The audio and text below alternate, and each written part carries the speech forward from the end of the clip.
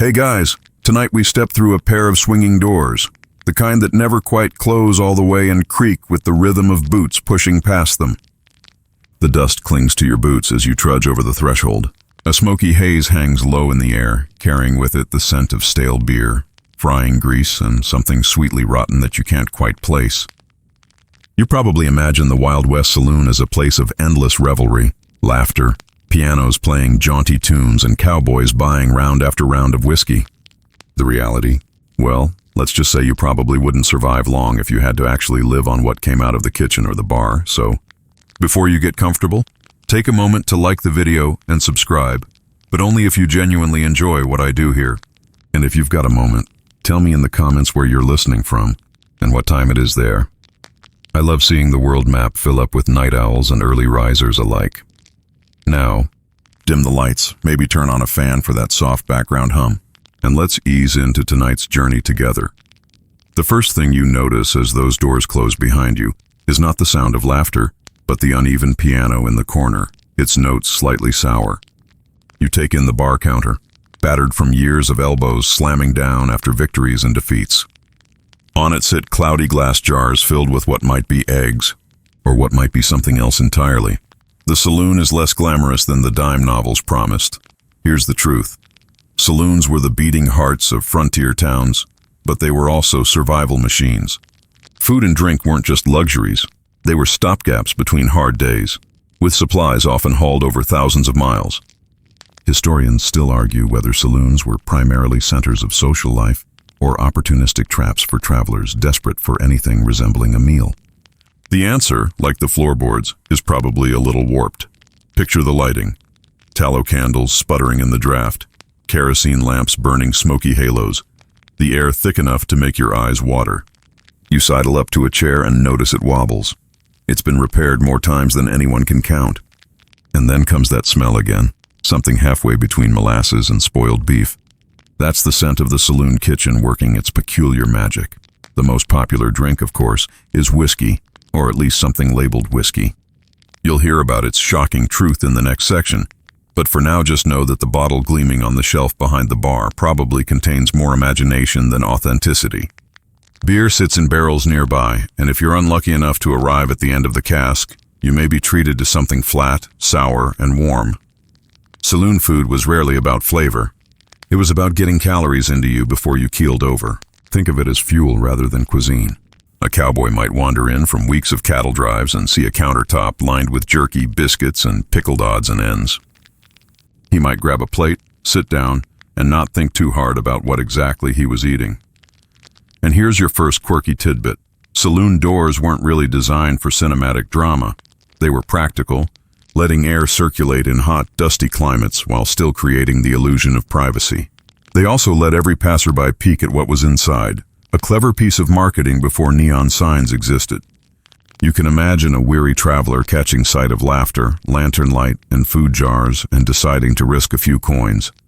You notice the bartender polishing a glass, or trying to. The rag is nearly black with grime and the glass never really gets clear. But he keeps at it anyway, because a saloon was as much theater as sustenance. Every gesture, from pouring whiskey with a flourish to ladling stew into a chipped bowl, was part of the performance. And while the Wild West has become wrapped in myth, the reality of sitting here feels oddly grounding. Your chair wobbles, your drink smells funny, and your food crunches in unexpected ways. But you're not in a rush. You lean back, listen to the uneven piano, and let the buzz of voices drift over you.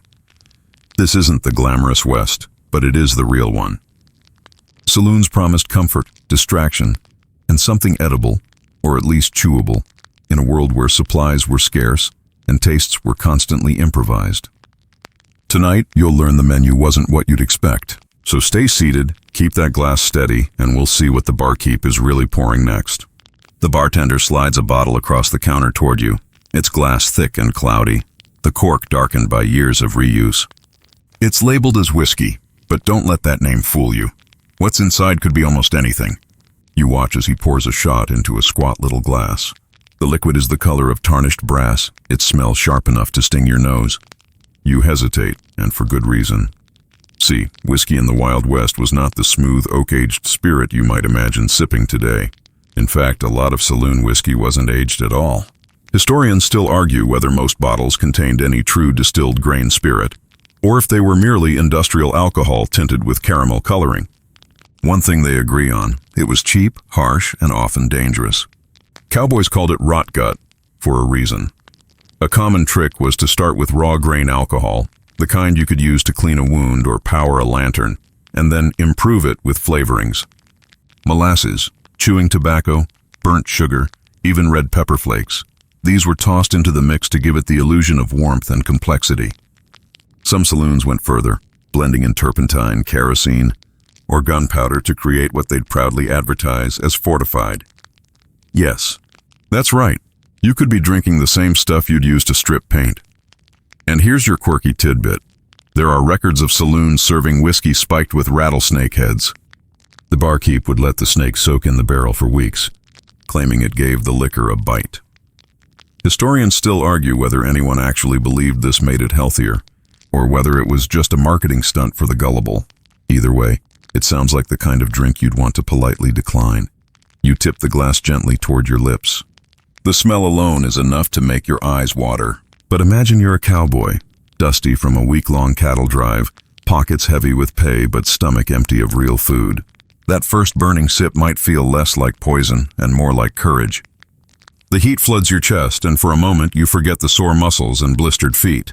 The truth is, saloon whiskey was often a gamble, and the house usually won. A decent bottle of real Kentucky bourbon might arrive by train and cost 5 or 6 times the price of the local rot gut. Most patrons couldn't afford it, so they made do with what was available. Think of it like fast food today. You know it's not good for you, but it fills a space. As you set the glass back on the counter, the bartender smirks knowingly. He's seen that grimace before. He pours another, waters it down, and slides it to the next customer, because stretching every drop was part of survival here. After all, freight wagons didn't exactly deliver fresh kegs every week. A barrel had to last, even if it meant cutting corners. And this brings us to the performance element again. Whiskey wasn't just about taste. It was about ritual. The barkeep slamming a bottle on the counter, the cowboy knocking it back in one gulp, the dice rattling nearby. It all built the atmosphere of toughness. The illusion mattered almost as much as the drink, but don't let the swagger fool you. More than one patron keeled over from bad whiskey, either blinded or sickened by whatever toxic cocktail had been bottled. Historians still argue whether these stories were exaggerated by moralists of the time, trying to paint saloons as dens of corruption, or whether the dangers were every bit as real. Judging from the ingredients we know about, the truth is probably somewhere in the middle. So here you are, sitting with a glass of liquid fire that smells like turpentine and tastes like molasses-soaked despair. You push it aside, thinking perhaps there must be something better on the menu. Spoiler, there isn't. But don't worry, beer is up next, and while it's not exactly refreshing, it comes with its own peculiar story. The bartender lifts the next option from beneath the counter, a wooden tankard, foam spilling lazily down its sides.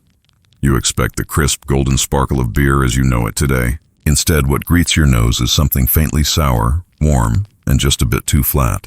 Welcome to the beer of the Wild West Saloon, where hops took the long way round, yeast lost the battle, and refrigeration was more rumor than reality. Beer in the frontier was notoriously fragile.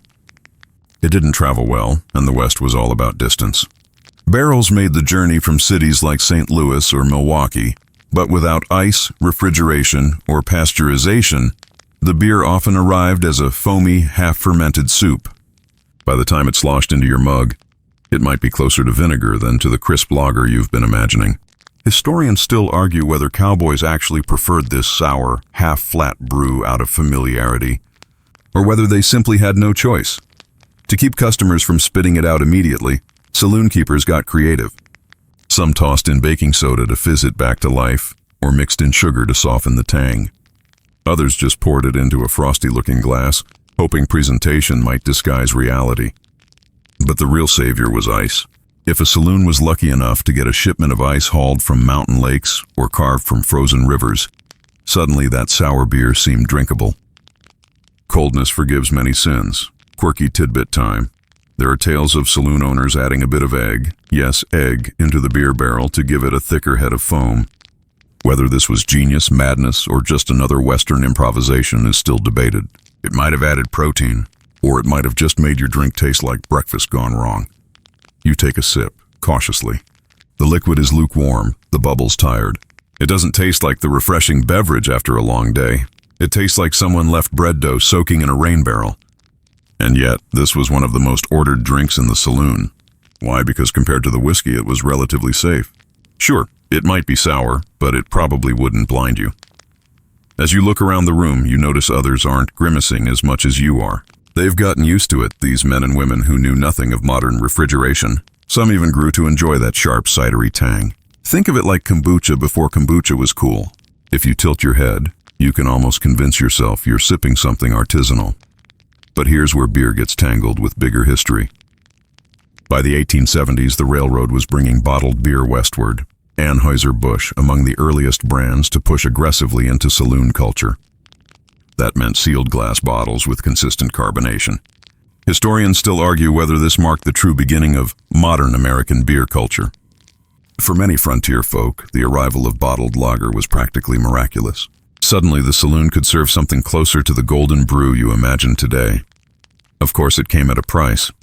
Not every cowboy could afford a bottle, so the barrels of sour draft beer never disappeared. They just lingered on, the cheap option for anyone short on cash. And in the theater of the saloon, it didn't matter too much what you were drinking, as long as you were holding something in your hand, laughing too loudly at the piano's out-of-tune notes and making the best of it. So, you set the tankard down, a little braver than before. You've survived whiskey, you've survived beer, though your stomach might not thank you later. But wait until you hear what the barkeep does when he starts watering down shots, mixing molasses with spirits, and calling it a special. That's where the real sleight of hand begins. The bartender raises his eyebrows at you as though testing your tolerance. He pulls another bottle from the shelf, one that looks suspiciously lighter in color than the whiskey you choked down earlier. With a steady hand, he pours a shot into a chipped glass, then casually reaches for a pitcher of water. Right there in front of you, he tops it off until the amber liquid is pale enough to resemble weak tea. Welcome to the fine art of the watered-down shot. You're probably used to imagining bartenders as guardians of honor, carefully measuring and presenting each pour. On the frontier, though, their loyalty was to their cash register and survival, not to your taste buds. Whiskey was expensive to transport, barrels didn't last long, and saloon owners needed every drop to stretch further than seemed humanly possible. Watering it down wasn't just a trick, it was policy. But of course, watering alone wasn't enough. Customers weren't stupid. They'd noticed that their drink had lost its fire. So barkeeps spiced things up literally. One common tactic was to add red pepper or cayenne, giving the drink a burning sensation that mimicked strong alcohol. Sometimes molasses or honey was dripped in to soften the rough edges, making you think you were sipping on something carefully aged. Historians still argue whether patrons genuinely fell for this illusion, or whether they just didn't care, preferring the ritual of drinking to the actual quality of what slid down their throats. Here's your quirky tidbit. Some saloons were known to drop in a few drops of chewing tobacco juice.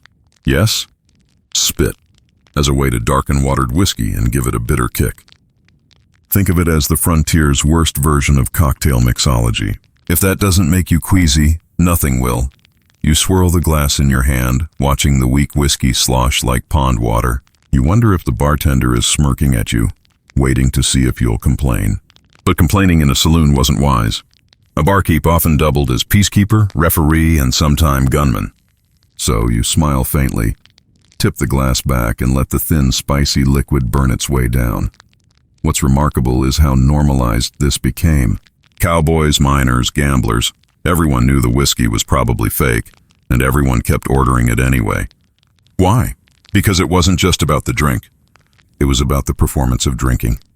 In a place where life was backbreaking and isolation gnawed at the spirit, holding a glass in a dimly lit room full of voices meant you belonged. Even if that glass was 2/3 water and 1/3 molasses. Historians still argue whether this watering tradition hurt or helped the reputation of Western saloons. On one hand, it made whiskey accessible to more patrons. On the other, it made saloons infamous for cheating. Either way, the barkeep's sleight of hand became as legendary as the poker games happening at the next table. Imagine sitting back now, watching a cowboy slam his watered shot, cough loudly, then grin as though he's conquered something ferocious. Across the room, a miner boasts he can tell the difference between the good stuff and the doctored bottle, but after a few rounds, nobody's keeping score. The illusion is intact, the money flows, and the barkeep pours on. You set your glass aside, throat burning slightly from the red pepper trick. A piano chord clangs from the corner, someone laughs too loudly, and the saloon begins to buzz around you. The drinks are strange, the methods suspicious, but the atmosphere is warm and noisy, exactly what travelers came here for. Next, you'll discover something even stranger, the saloon coffee. Strong enough to stand a spoon in, reused until it turned gray, and sometimes more terrifying than the whiskey itself. The bartender chuckles when you push aside your watered-down whiskey, as though he knew you wouldn't finish it. He reaches instead for a battered tin pot sitting on the back of the counter, its sides blackened from years of open-flame cooking. Steam curls from its spout, but it's not the fragrant aroma of freshly ground beans that greets you. Instead, you catch something closer to burned toast mixed with faint charcoal. Welcome to saloon coffee, the kind of brew strong enough to prop up a spoon and suspicious enough to make you wonder if you've just been tricked again. Coffee in the Wild West was both a comfort and a con. Cowboys and travelers craved it, miners needed it to stay awake on long shifts, and barkeeps knew they could stretch beans far beyond what you'd think possible. A single pot of grounds might be reused 2, 3, even 4 times before the bitter essence was truly gone. Fresh beans were expensive and shipments irregular, so every last particle was wrung dry. Historians still argue whether saloon coffee was more about ritual, warm liquid in your hand at dawn, or actual flavor. Judging by descriptions of its taste, the answer leans heavily toward ritual. Here's your quirky tidbit. Some saloons bulked out their coffee with roasted chicory root, peas, or even sawdust. That's right, sawdust. It wasn't necessarily harmful in small amounts, but it did nothing for taste. Think of it as the Wild West's version of oat milk, except without the hipster cafe aesthetic and definitely without latte art. You raise the cup carefully. The liquid inside is dark, almost tar black, with an oily sheen across the surface. The spoon test works. You plop one in, and it stands proudly upright, wobbling slightly like a tree in the wind. You take a sip. The bitterness slams into your tongue like an uninvited guest, harsh and smoky, with a strange aftertaste that might be bacon grease. Because yes, rumor has it some cooks reused leftover fat to keep the pot seasoned. And yet, despite the questionable flavor, coffee was one of the most popular drinks in the saloon. It woke you up. It steadied shaky hands after too much whiskey. And, importantly, it was cheap. Unlike liquor, which carried taxes and transport fees, coffee grounds could be stretched for weeks. A single shipment from New Orleans or San Francisco might fill pots in dozens of small-town saloons along the trails. There's something communal about it, too. Imagine dawn in a frontier town. The sky streaked with pink, the saloon already alive with workers grabbing a quick cup before heading out. The piano sits silent, the table still sticky from last night's revelry, and the coffee pot keeps pouring. It doesn't matter that the taste is closer to charred acorns than Arabica beans. The ritual of holding a steaming cup made life feel civilized. Historians still argue whether some saloons deliberately kept their coffee this strong to encourage more whiskey sales.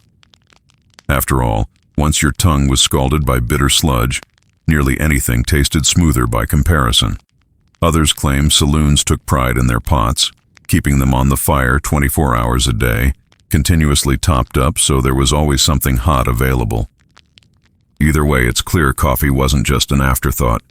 It was a cornerstone of saloon survival. You sip again, grimacing but warming slowly as the heat settles in your stomach. A cowboy next to you slurps loudly and smacks his lips with satisfaction, as if this brew were the finest in the land. You catch yourself smiling. Sometimes it's not about taste, but about the company you keep while drinking it. As you set the tin cup down, you notice the bartender already preparing another trick, this time involving molasses and syrup. The goal? Not to wake you up, but to hide just how bad the next drink really is. You watch as the bartender leans beneath the counter and hauls out a sticky, half-empty jug. Its neck is crusted with dried sugar, and the liquid inside gleams thick and amber under the lamplight. This is molasses, the saloon keeper's most faithful ally when the whiskey tasted like lamp oil and the beer soured faster than milk left in the sun. Sweetness in the Wild West was more precious than you'd think. Refined sugar had to be shipped in, often at high cost, and honey wasn't always available. Molasses, though, came in barrels and kept forever. It was cheap, plentiful, and strong enough in flavor to disguise all manner of unpleasantness. A splash of it in a glass of harsh whiskey made the fiery burn seem almost deliberate. A dollop swirled into beer made it taste more like sweet bread than vinegar. Here's your quirky tidbit. Some saloons were known to stir syrup into nearly every drink, even coffee, creating a sort of sticky uniformity. Patrons joked that if you left a glass on the table too long, you could lift it later and the cup would cling to your hand like glue. Historians still argue whether customers actually preferred these sugary concoctions or whether they simply accepted them because the alternative was unthinkable. The bartender demonstrates the technique now. He pours a watered shot, adds a generous spoon of molasses, and stirs until it swirls like a tiny whirlpool. He grins as though he's transformed poison into nectar, but when you raise the glass, the smell is still sharp, the sweetness just a mask. You sip anyway, and the experience is confusing. Your tongue is caught between sugar and sting, as if dessert and punishment arrived at the same party. Sweetening drinks wasn't only about taste, it was about trickery. Customers remembered the sweetness, not the burn. And in an era when medical science still preached sugar as energizing and even medicinal, it gave the illusion of nourishment. Imagine staggering in after a long cattle drive, exhausted and sunburned, and being handed a drink that at least tasted vaguely like candy. It might have been enough to keep you coming back, but molasses and syrup weren't confined to glasses. They crept into the food too. Jerky too tough. Brush it with syrup. Biscuits gone stale. Dip them in molasses and no one will notice. Even chili sometimes got a spoonful to soften its bite. In this way, the saloon turned sweeteners into culinary camouflage. Of course, not everyone was convinced. Cowboys often ribbed one another about the sissy drinks laced with syrup, boasting that real men took their rot guts straight. Yet after a few rounds, even the bravest found themselves quietly asking the barkeep for a little sweetness to soothe the edges. You lean back in your chair, lips sticky, noticing how the entire saloon seems to hum with energy now. The piano pounds out a jaunty tune, dice clatter on tabletops, and mugs rise and fall in a rhythm as steady as any orchestra. Everyone's glass seems to glow faintly under the lamplight, molasses swirling like amber in every corner of the room. Historians still argue whether these sugary saloon drinks influenced later American cocktail culture, planting the seeds for sweet mixers and elaborate recipes. The line from molasses-laced whiskey to modern old fashions might not be as far-fetched as it sounds.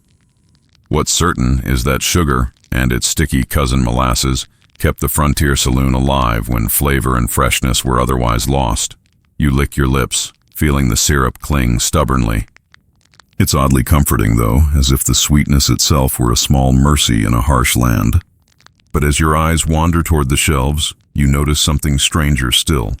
Bottles labeled not as whiskey or beer, but as tonics. Their promises are bold, their contents bizarre. And yes, some of them might contain snake oil. Your gaze lingers on those dusty bottles promising miracles in bold painted letters. Cure for all ailments. Guaranteed relief, tonic of life. You pick one up, its glass cool and faintly sticky, the cork worn from years of hopeful hands pulling it loose. Inside, the liquid is murky, half brown, half gold, as though someone melted a handful of herbs into cheap whiskey. The bartender watches with a sly smile, clearly used to customers falling for the mystery. This is the frontier's snake oil era, when medicine and alcohol walked hand in hand across the saloon counter. In fact, the phrase snake oil came from traveling salesmen who peddled liniments supposedly made from rattlesnakes, though historians still argue whether genuine. Chinese remedies inspired the idea, or if it was pure American trickery. Whatever the origin, the stuff inside these bottles usually had less to do with snakes and more to do with booze. A mainstream fact here, patent medicines were often 20% to 50% alcohol by volume, sometimes even higher than the whiskey itself. They were advertised as healthy alternatives, perfect for teetotalers or the pious who wanted medicine instead of drink. Ironically, many churchgoers who shunned saloons happily swallowed spoonfuls of Dr. Johnson's elixir every night. You could almost hear the bartender's laughter echoing from the back room. The quirky tidbit? Some tonics weren't just alcohol. They included ingredients ranging from opium to coca leaf extracts. Yes, you might have unknowingly dosed yourself with narcotics while trying to cure a cough. Imagine sipping a shot, suddenly feeling energized, and chalking it up to frontier health science.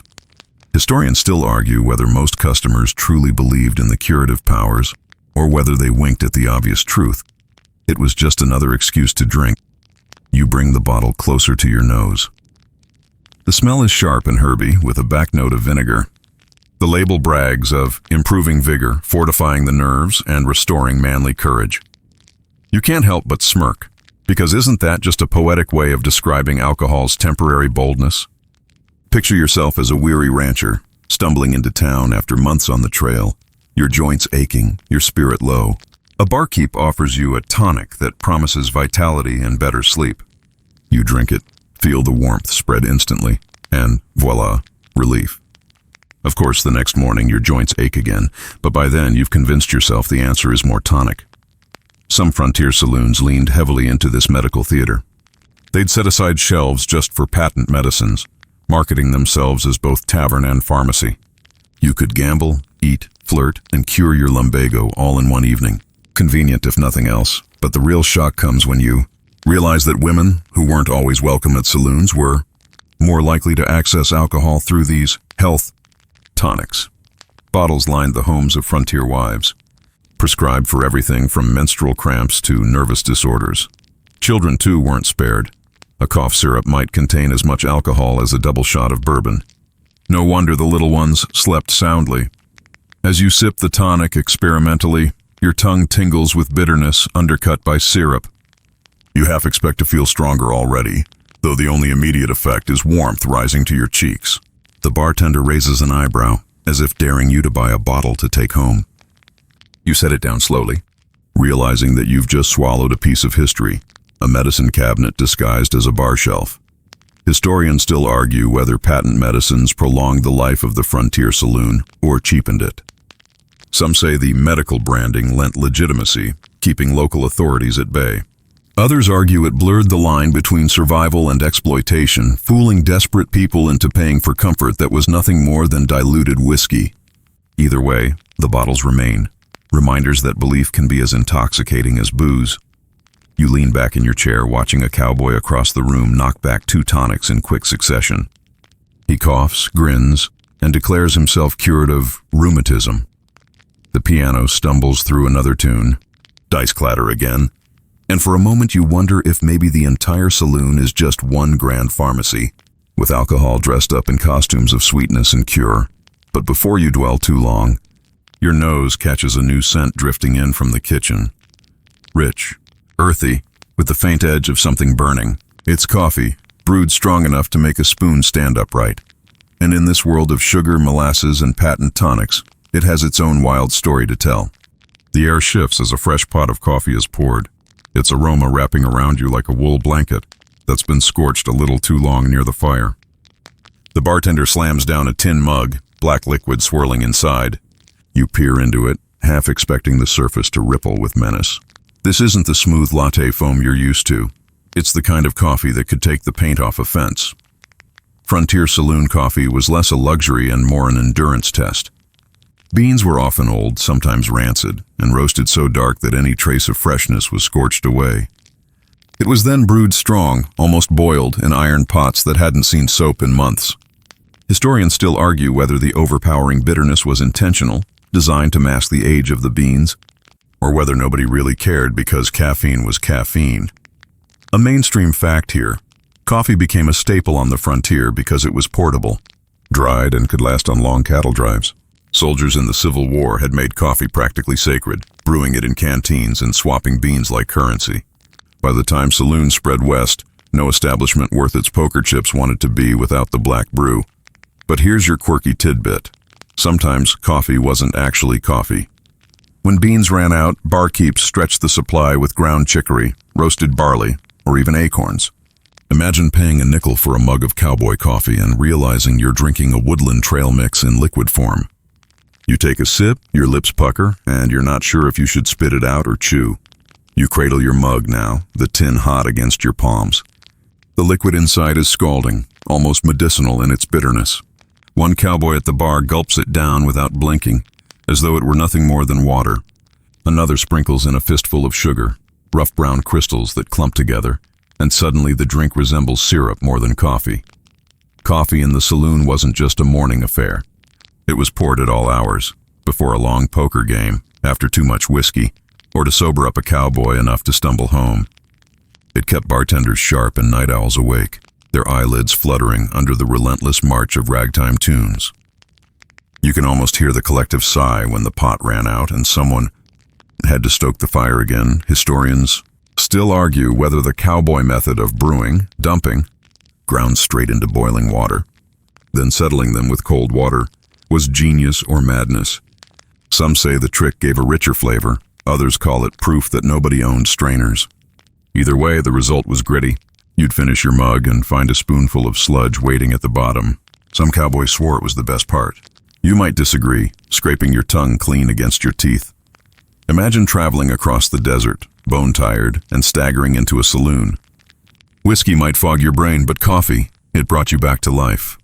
That's why saloon keepers pushed it so hard. They needed customers alert enough to gamble, argue, and order another round. Coffee fueled the business as much as whiskey did, and sometimes coffee was paired with breakfast plates that doubled as bribes.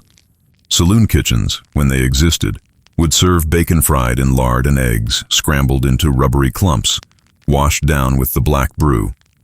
For many, this was the only hot meal they'd get on the trail. The quirky visual here is easy to imagine. A cowboy carefully pours his grounds from a greasy pouch, drops them into boiling water, and waits. He doesn't measure.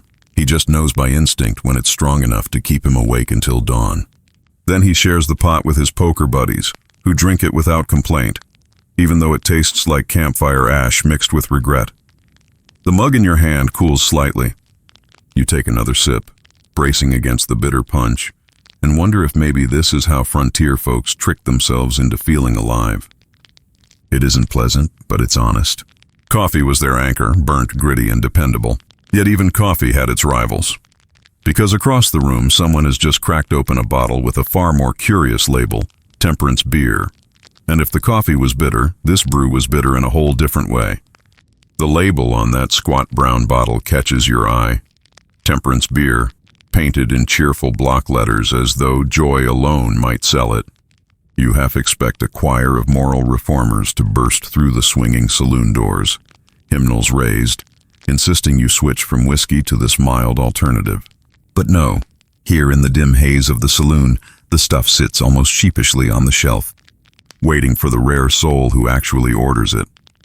Temperance drinks were the awkward middle child of saloon culture, too tame for the rowdy cowboys, too scandalous for churchgoers who avoided saloons entirely. They were brewed low in alcohol, sometimes nearly alcohol-free, flavored with roots, herbs, or molasses. Think of them as proto-root beers or early sarsaparillas, the frontier's attempt at compromise. Historians still argue whether these beverages truly belonged to the saloon at all, or if they were simply props, a nod to social pressure from reform movements creeping west. A mainstream fact, by the late 19th century, the temperance movement had already gained momentum, pressing saloons to offer soft options to appease the more respectable clientele. So alongside whiskey barrels and poker tables, you could sometimes find barrels of near beer, ginger ale, or herbal tonic. They weren't bestsellers, but they made the saloon appear, at least on paper, a more inclusive place. Here's the quirky tidbit. Some so-called temperance beers weren't all that temperate. Labels promised less than 2% alcohol, but nobody checked too closely. If you drank enough mugs, you'd still wobble on your way home.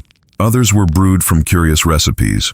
Fermented molasses with spruce tips, or sassafras bark boiled down until the air smelled like a Christmas candle. You can almost imagine the bartender sighing as he ladled out the frothy amber liquid, wishing instead he were pouring something that actually tipped the scales. You lift a mug, the liquid fizzing faintly, sweet and medicinal on your tongue. Compared to the harsh whiskey or scalding coffee, it tastes almost playful, though a little too syrupy. You picture a miner trying it once, frowning, then sliding the mug away to return to bourbon.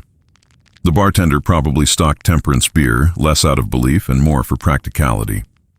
It was a polite offering for the occasional woman traveler, a cautious doctor, or a parson passing through town.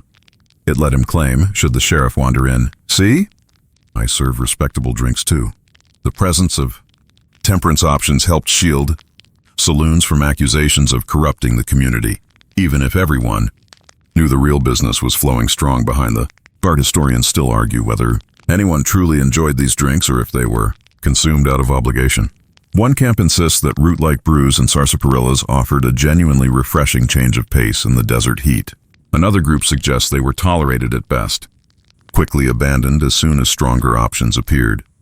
Imagine, though, the brief moment when a traveler, parched and sober, ordered a mug of temperance beer.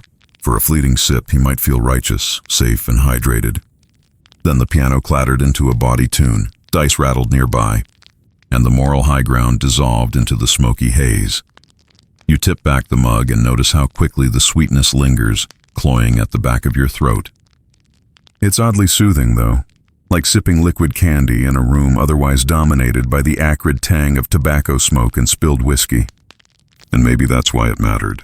For the few who needed it, temperance beer was a small island of gentleness in a rough sea of excess. Still, the cowboys at the next table aren't looking your way with envy. They're whispering about something far more exciting.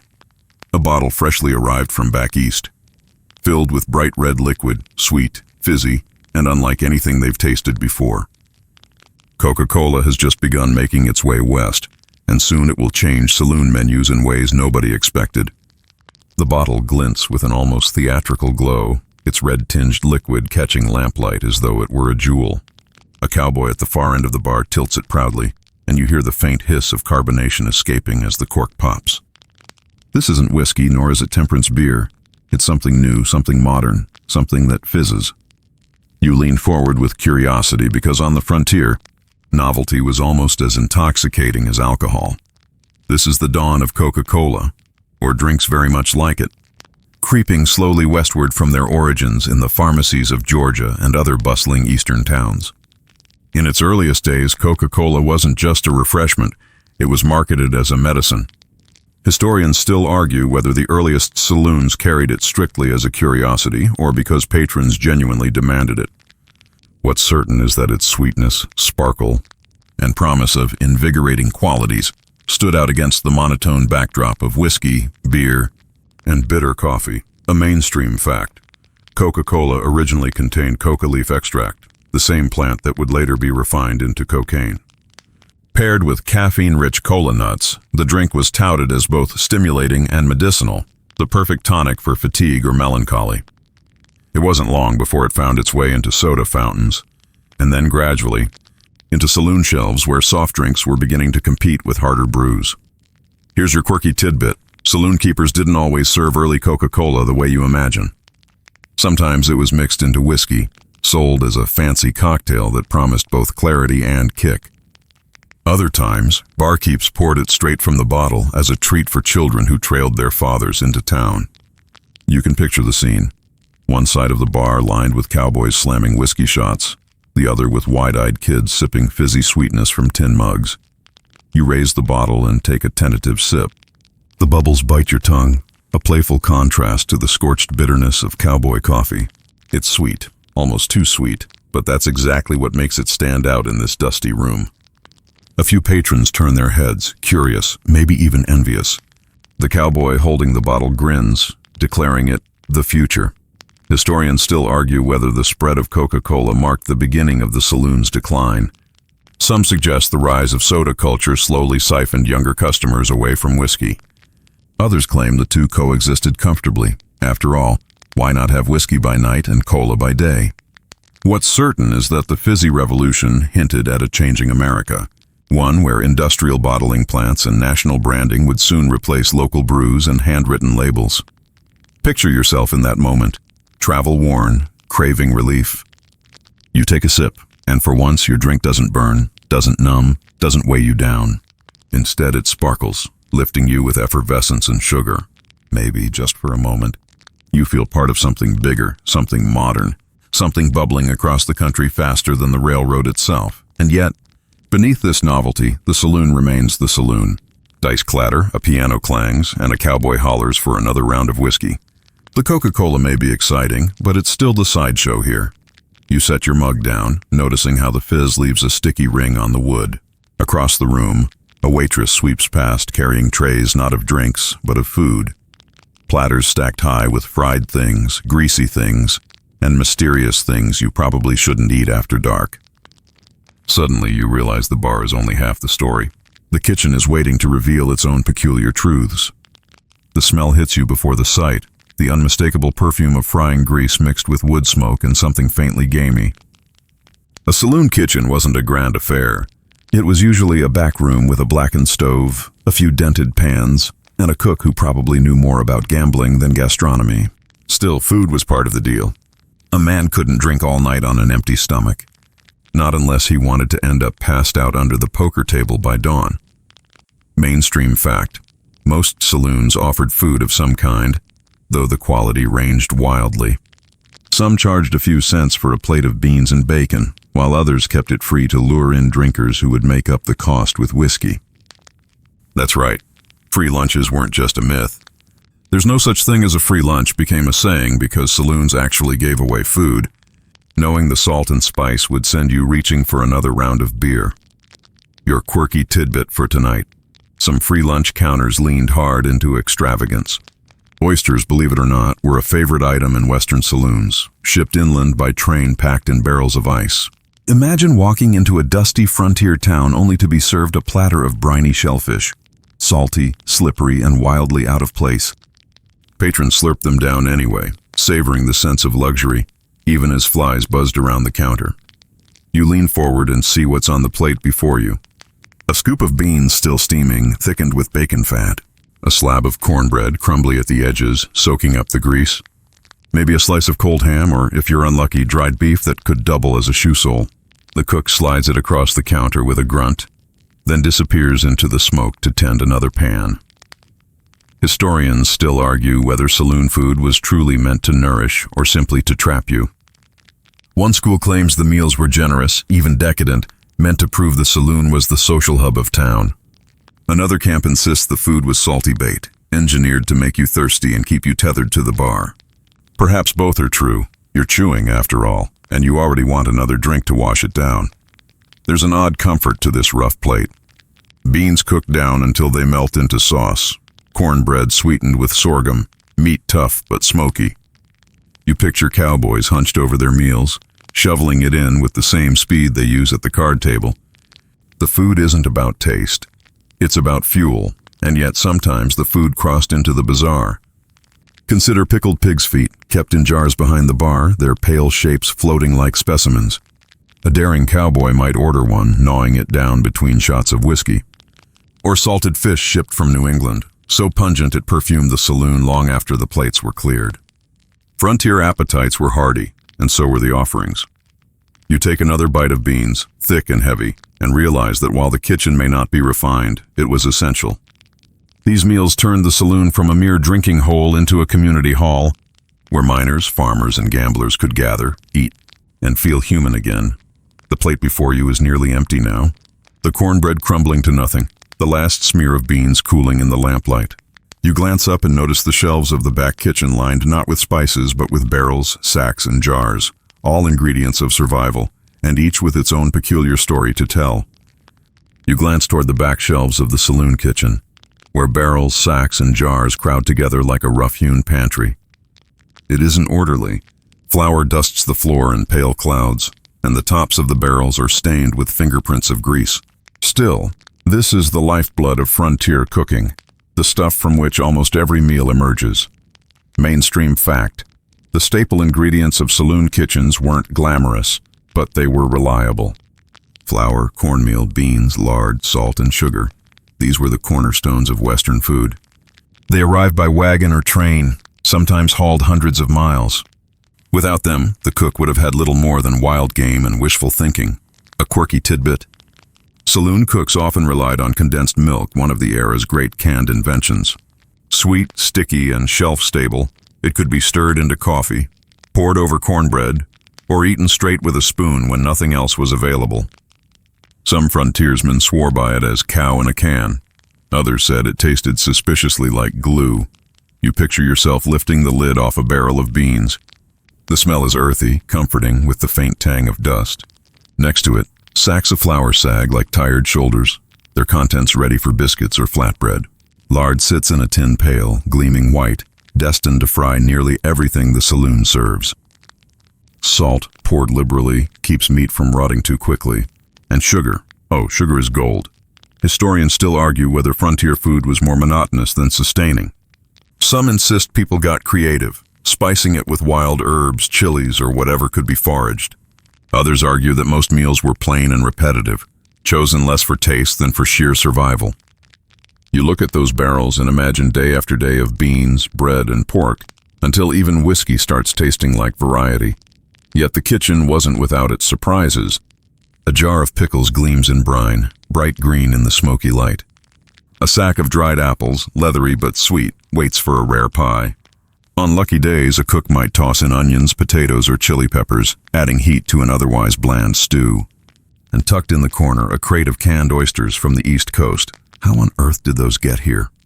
You realize this pantry isn't just food. It's trade, technology, and ambition packed into burlap and tin. Every sack of flour tells of railroads carving through the wilderness. Every jar of pickles speaks of someone back east sealing jars for export. The saloon may feel wild, but it's connected to a sprawling web of supply that reaches far beyond the desert dust outside. You dip your fingers into the sugar sack and taste a grain on your tongue. Sweet, crystalline, almost shocking after so much salt and grease. It's easy to see why desserts became rare treasures: candied nuts, molasses cookies, or even a simple syrup poured over fried dough. Imagine the delight when the cook surprised weary cowboys with something sweet, a momentary reprieve from the endless march of beans. The shelves stand like quiet witnesses, each barrel holding a story of trade, invention, and human endurance. And as you linger there, a sound reaches your ears, an iron pot bubbling, the aroma of something simmering long and slow. You turn back toward the stove, curious about what's brewing in the cauldron tonight. You drift closer to the stove, where the real heart of the kitchen beats.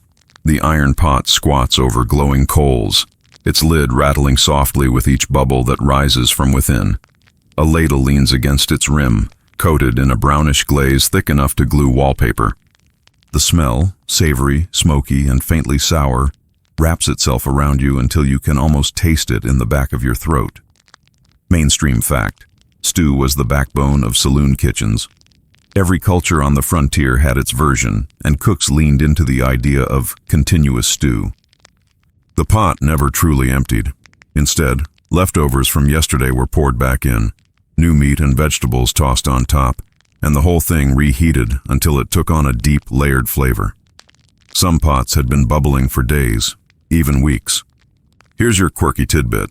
One famous story claims that certain saloons bragged about never fully emptying their stew pot for years, calling it everlasting stew. Whether that's literal or just a tall tale, the idea captures the mood.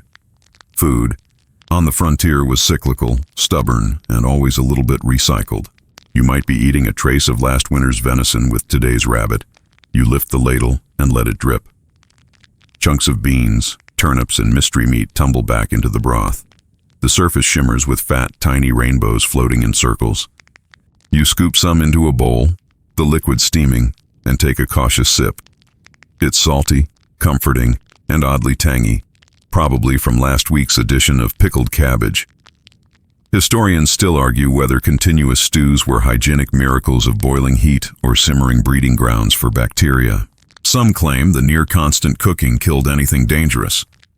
Others suggest that diners built up sturdy frontier stomachs by necessity.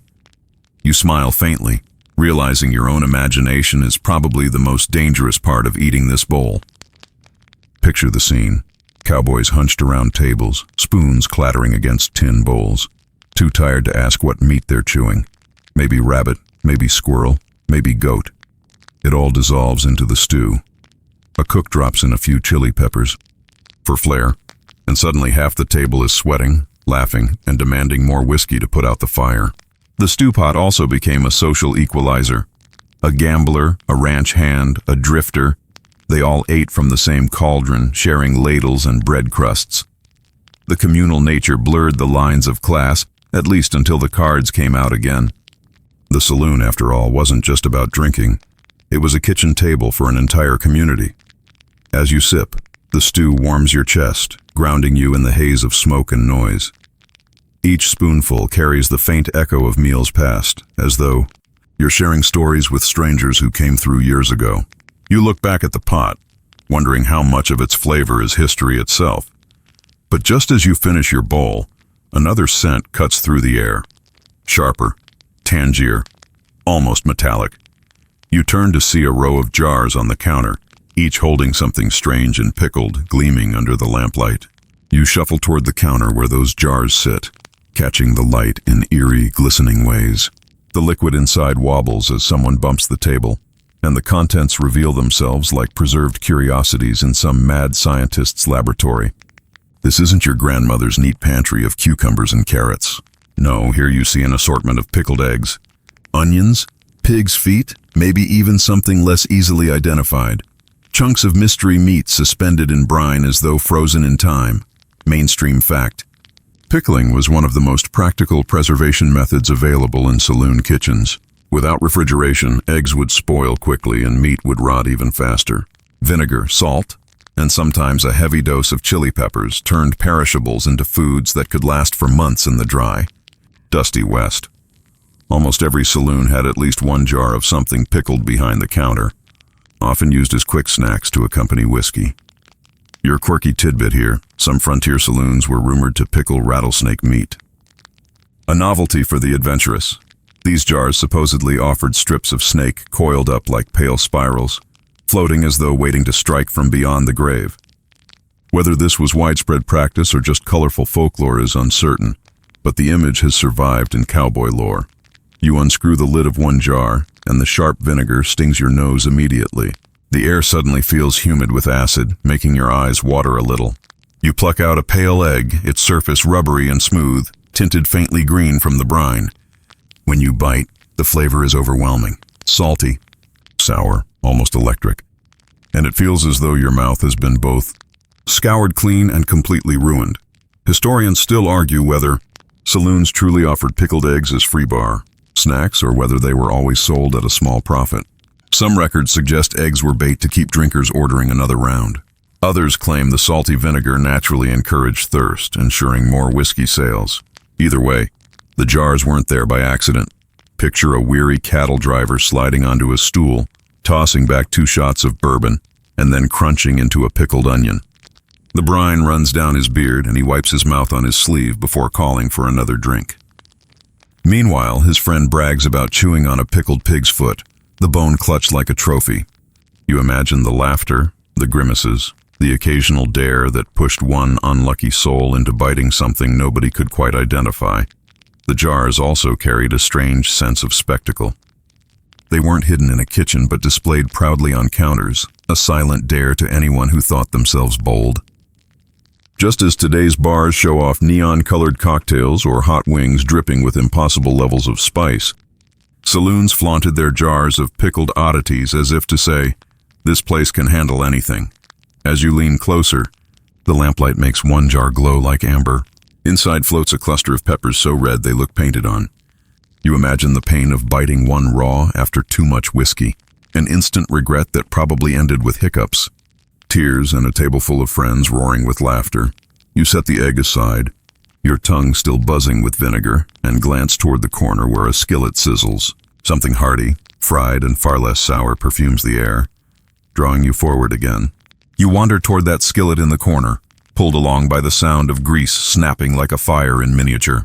The smell is unmistakable, something rich, fatty, and faintly sweet curling into the air. Your eyes find the source. Bacon strips curling like ribbons, sausages browning unevenly, and potatoes hissing as they crisp in the pan. These are the fried foods of the Wild West Saloon. The stuff of hangovers soothed and bellies filled when whiskey alone proved too flimsy. The mainstream fact here, bacon and potatoes were staples in nearly every saloon kitchen. Pork kept better when salted and smoked, and potatoes, hardy as ever, traveled well by wagon. They became the backbone of fried breakfasts and late-night suppers. Eggs joined the mix when available, but it was bacon grease, the liquid gold of the frontier, that did most of the heavy lifting, flavoring everything else that dared enter the skillet. You can almost feel the splatter on your hands, that hot sting that warns you to step back even as the smell tempts you closer. The pan hisses louder when someone tosses in a fistful of onions, their sharp bite mellowing into sweetness as they caramelize in the grease. The cook works with practiced laziness, stirring once, flipping once, then letting the food cook while he swigs from his own glass. The quirky tidbit: some frontier saloons proudly served slapjacks, a rough cousin of pancakes fried in bacon grease. They weren't fluffy or delicate, but came out rubbery, smoky, and heavy enough to serve as both food and self-defense if thrown. Travelers reported these flapjacks sticking to walls when flung in drunken contests, a story that probably gained more color the more whiskey was involved. Historians still argue whether saloons leaned more toward hearty breakfasts for early patrons or fried late-night suppers for gamblers and drinkers stumbling out of poker games at dawn. Some claim the morning menu was vital for drawing in workers starting their day, while others argue that fried midnight meals did the real business, sopping up liquor before men staggered home. You picture yourself seated at a rickety wooden table, the plate before you piled high, bacon strips still shimmering with fat, a mound of potatoes crisp at the edges but soft inside, onions golden and sweet, maybe even a fried biscuit if you were lucky. The grease seeps into the rough wood, leaving stains like maps of vanished rivers. You don't mind. It tastes better than it looks, and besides, nothing in this saloon was built to last forever. There's a comfort here you didn't expect. Grease, after all, is universal. No matter where people find themselves, frying something in fat is shorthand for welcome, you'll be fed. In the saloon, the hiss of a skillet became its own kind of hospitality, the greasy perfume of community gathering. Even as the whiskey fogged minds and the pickled eggs wrinkled faces, the skillet whispered, "Here is food that will keep you steady, at least for tonight. Somewhere." A cowboy laughs too loud, mouthful of bacon. A gambler wipes his hands on his waistcoat, leaving streaks of grease he won't notice until morning. And you, still lingering in the haze of fried potatoes, begin to sense that this saloon isn't just about drink. It's about survival dressed up as comfort. Grease doing as much work as whiskey in keeping the frontier's heart beating. You glance beyond the skillet, your attention caught by a smaller counter lined with baskets, each one sagging under the weight of bread. Loaves sit there with uneven crusts, some darkened almost to black from crude ovens, others pale and flour-dusted, their insides soft but a little gummy. The scent isn't the heavenly waft of a Parisian bakery.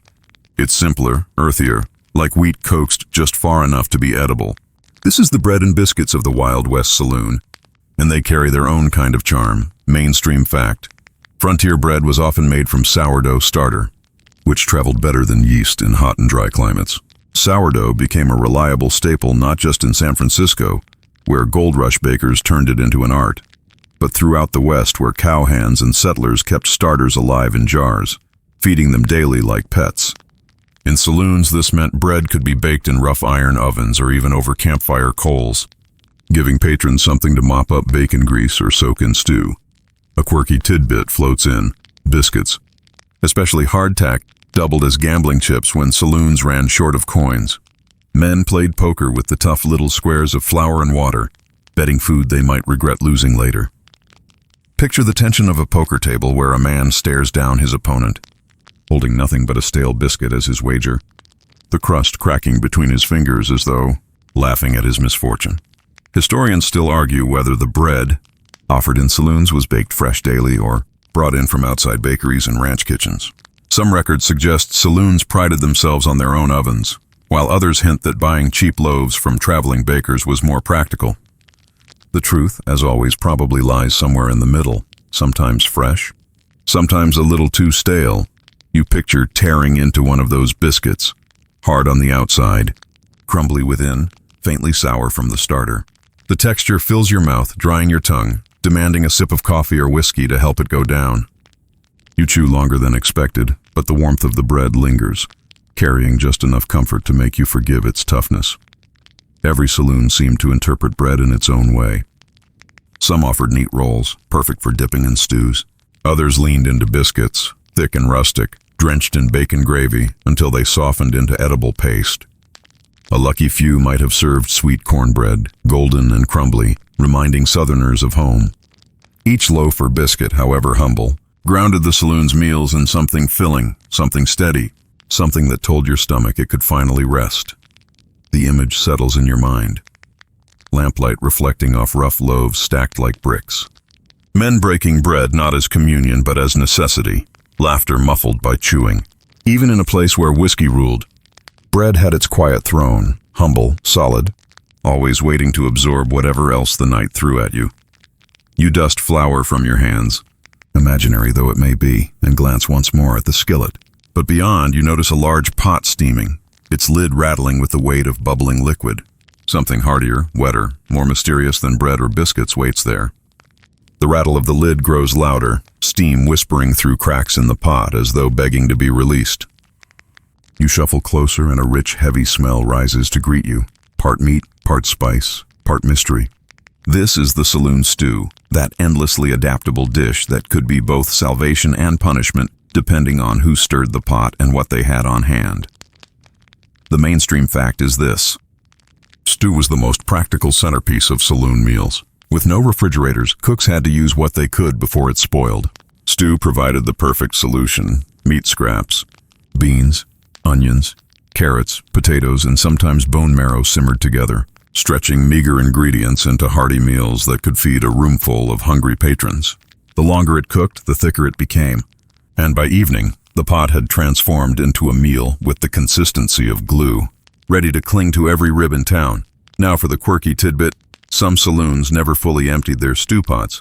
Instead, they just added new ingredients day after day, week after week, letting the flavors mingle into what was jokingly called perpetual stew.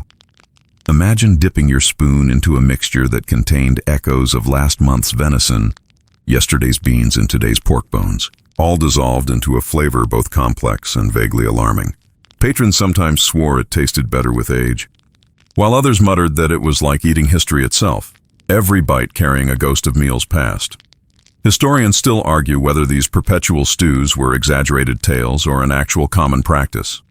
Some culinary historians insist it was a matter of convenience and fuel conservation, while skeptics point out the health risks and the sheer likelihood of spoilage. Still, enough anecdotes remain to give the legend of the eternal saloon stew its place in frontier folklore. You picture yourself standing over the bubbling pot, ladle in hand. The broth is thick, almost velvety, clinging to the sides of the spoon. You scoop up a chunk of potato, softened to the point of collapse, and a ragged shred of beef that barely holds together. The first taste is warming, comforting even, but with a background note you can't quite place. Was it rabbit? Old bacon? Something more exotic tossed in when no one was watching? The stew pot was democracy in action in its own greasy way. Cowboys, miners, gamblers, and drifters all leaned over their bowls, blowing steam from their spoons, each man tasting the same strange blend of ingredients. One bowl might contain a prized cut of meat, while the next yielded only beans and broth. Nobody complained too loudly. It was hot, it was filling, and it kept you from collapsing after too many hours on the trail or at the poker table. The pot hisses again as more wood is shoved into the stove, steam fogging the greasy saloon windows. A drunk at the bar slurs something about how his bowl tastes like mule, and the cook just shrugs, stirring the pot with slow, deliberate circles. You suspect the mule comment might not be far from the truth. You sit down with your own bowl, savoring the way the steam curls upward, catching in the lamplight. For all its mystery, the stew wraps you in warmth, filling your stomach as though sealing off the rough edges of the night. And yet, in the corner of your mind, you can't help wondering what exactly might be waiting in tomorrow's ladle. The steam from that pot fades into the background, but your ears pick up another sound, metal scraping against metal, followed by a splash and a cheer. You drift closer to find a man leaning over a barrel, pulling up a dripping ladle of something frothy and golden. This, you realize, is the beer of the Wild West Saloon. The mainstream fact, beer in frontier saloons was often not the chilled, foamy brew you know today. Without refrigeration, it was served warm or at best cellar cool, drawn from barrels that had been hauled in by wagon or brewed on site in crude setups. Lager became increasingly popular in the late 19th century, thanks to German immigrants who brought their brewing traditions westward, but it was usually flat, cloudy, and quick to spoil. Still, it was cheap, and in the haze of tobacco smoke and fiddle music, no one seemed to mind much. Your quirky tidbit here. Many saloons stretched their beer supply by cutting it with ingredients like molasses, burnt sugar, or even river water. Patrons sometimes joked that the beer bit back, not from hops or alcohol, but from whatever happened to be floating in it. In the most desperate cases, barkeeps allegedly mixed in raw eggs to give the drink body, a dubious bit of frontier innovation. Historians still argue whether beer was truly the most common saloon drink or if whiskey dominated to such an extent that beer remained an afterthought. Some records suggest beer gained ground only in towns with large immigrant populations who demanded it, while others claim beer was always part of the saloon's offerings, just in varying degrees of quality. You picture yourself lifting one of those frothy mugs, condensation nowhere to be found. The liquid sloshes, amber but slightly hazy, with a thin foam clinging stubbornly to the rim. You take a sip, and it's both sweet and bitter, like someone forgot the recipe halfway through. Still, after the pickled eggs and perpetual stew, you're not about to complain. Around you, the saloon erupts in easy laughter. Men slam mugs down on tables, the thud echoing like drums. Someone belts out a tune about lost cattle and long roads, while another joins in, hopelessly off-key. The beer flows faster, ladled from barrel to tin mug, and for a moment the place feels less like a rough frontier outpost and more like a gathering hall, a messy little kingdom where everyone is equal under the foam. In the corner, a man tries to balance his mug on his head. It topples, spilling warm beer down his shirt, and he just laughs, licking the drops from his mustache. Another patron insists his mug tastes faintly of onions. No surprise, perhaps, if the barrels had once carried vegetables or pickled goods before being refilled. As the night deepens, the barrels grow lighter, the mugs emptier and the laughter looser. You lean back, the taste of warm beer lingering on your tongue, and glance past the drinkers toward another corner where bottles glint in the lamplight. Whatever waits there is darker, sharper, and far less forgiving than this frothy brew. Your eyes leave the frothy mugs and shift toward the bottles lined like soldiers on a high shelf. They catch the lamplight in muted browns and greens, labels peeling, corks not always sealing perfectly. Whiskey, that sharper, darker promise of the Wild West Saloon, waits for you here. Mainstream fact. Whiskey was the most iconic drink of the frontier. It was cheap to make, easier to store than beer, and strong enough to satisfy the most weary cattle driver or miner. In many saloons, a shot of whiskey could be had for just a few cents, poured straight into a small glass without fuss or ceremony. But the whiskey wasn't always the smooth, oaky spirit you might imagine today. Frontier whiskey often went by the nickname rot gut, a warning and a badge of honor rolled into one. The quirky tidbit: some saloons cut their whiskey with bizarre additives to stretch supply or mask harsh flavors. There are tales of frontier barkeeps mixing in tobacco juice, black gunpowder, or cayenne pepper to create an extra kick. One recipe even called for rattlesnake heads soaked in the barrel, supposedly to add bite. Whether that was bravado, tall tale, or desperate innovation is anyone's guess. But the legend still slithers through saloon lore. Historians still argue whether these wild additives were widespread or just exaggerated stories. Some insist most whiskey was simply poor quality corn liquor, watered down and rough on the throat. Others claim barkeeps did, on occasion, experiment with colorful ingredients, both for novelty and for economy. The truth, as usual, probably sits in the middle. Some whiskey was honest enough, and some was more dangerous than the brawl it fueled. You imagine yourself gripping a glass filled with a golden brown liquid that glows faintly in the lamplight.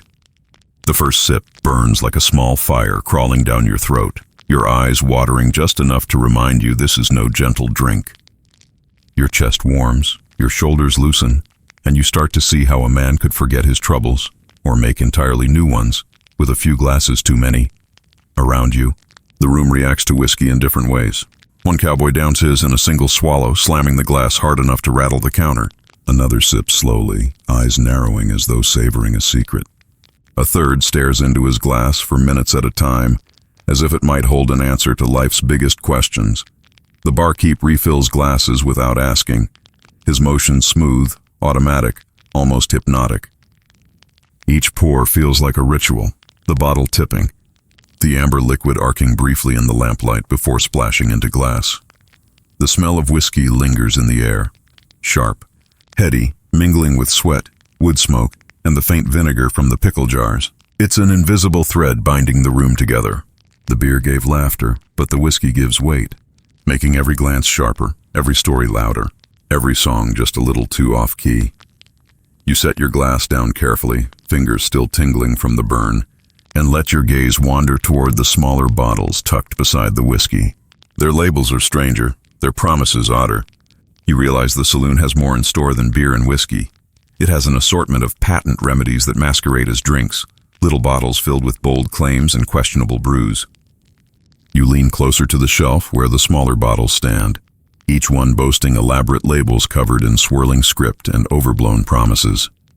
Dr. Caldwell's Nerve Elixir, Professor Hammond's Vital Tonic, Widow Burnham's Revitalizing Syrup. They sound like medicine. But one glance at the sloshing amber and green liquid inside tells you these so-called remedies were often just another way for saloons to sell booze, only now with a dash of pseudoscience. The mainstream fact: patent medicines were wildly popular in the 19th century American West. These over-the-counter cures claim to fix everything from headaches and indigestion to melancholy and female troubles. Most were concoctions of alcohol, sugar, and herbs, sometimes laced with opiates or cocaine, sold without regulation or warning. A single swig could lift your spirits, numb your pain, and cloud your mind all at once. Saloons stocked them not only because they sold well, but because they offered an excuse. A man could tell himself he wasn't just drinking, he was doctoring. Here's the quirky tidbit. One of the most famous of these frontier potions was Duffy's Pure Malt Whiskey, marketed as a health tonic rather than a spirit. Advertisements promised it would strengthen the elderly, soothe mothers, and even help priests give better sermons. It was, of course, just whiskey with a fancy label and a higher price tag. People drank it by the spoonful or by the glassful, depending on how sick they felt that evening. Historians still argue whether these tonics were genuinely believed to be medicinal or if most patrons understood the ruse and simply enjoyed the plausible deniability. Diaries and letters show both attitudes. Some sincerely credited their nerve syrup for curing chronic aches, while others winked about using it to treat boredom on a Saturday night. You pick up one of the bottles and pull the cork. The smell is faintly sweet, a bit herbal, with an unmistakable undertone of alcohol. The first sip surprises you. It's smoother than the rot-gut whiskey, lighter on the tongue, with a syrupy texture that coats your throat. A second sip warms you all the way down, and for a brief moment, you feel the placebo working. Perhaps your nerves really are steadier now. Around you, other patrons treat these elixirs like magical potions. A prospector takes a measured spoonful from a bottle labeled Panacea Bitters, swearing it'll ease his joints before tomorrow's trek. A saloon girl sips Dr. Ward's soothing cordial between dances, claiming it helps her sleep after a long night.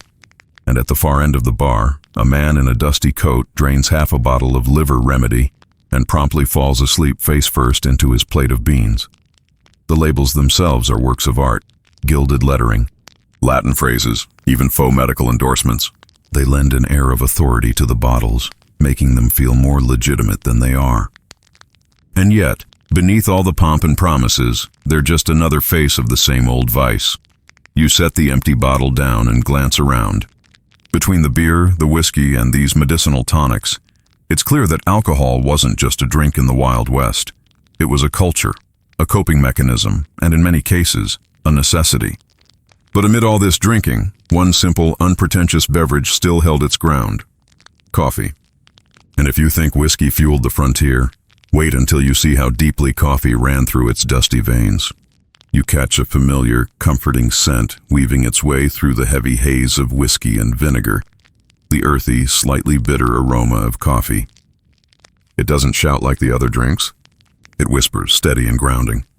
Somewhere in the back, a blackened pot sits on a stove, its spout crooked, its lid rattling faintly as the liquid inside simmers into something dark enough to wake the dead, or at least sober a cowboy.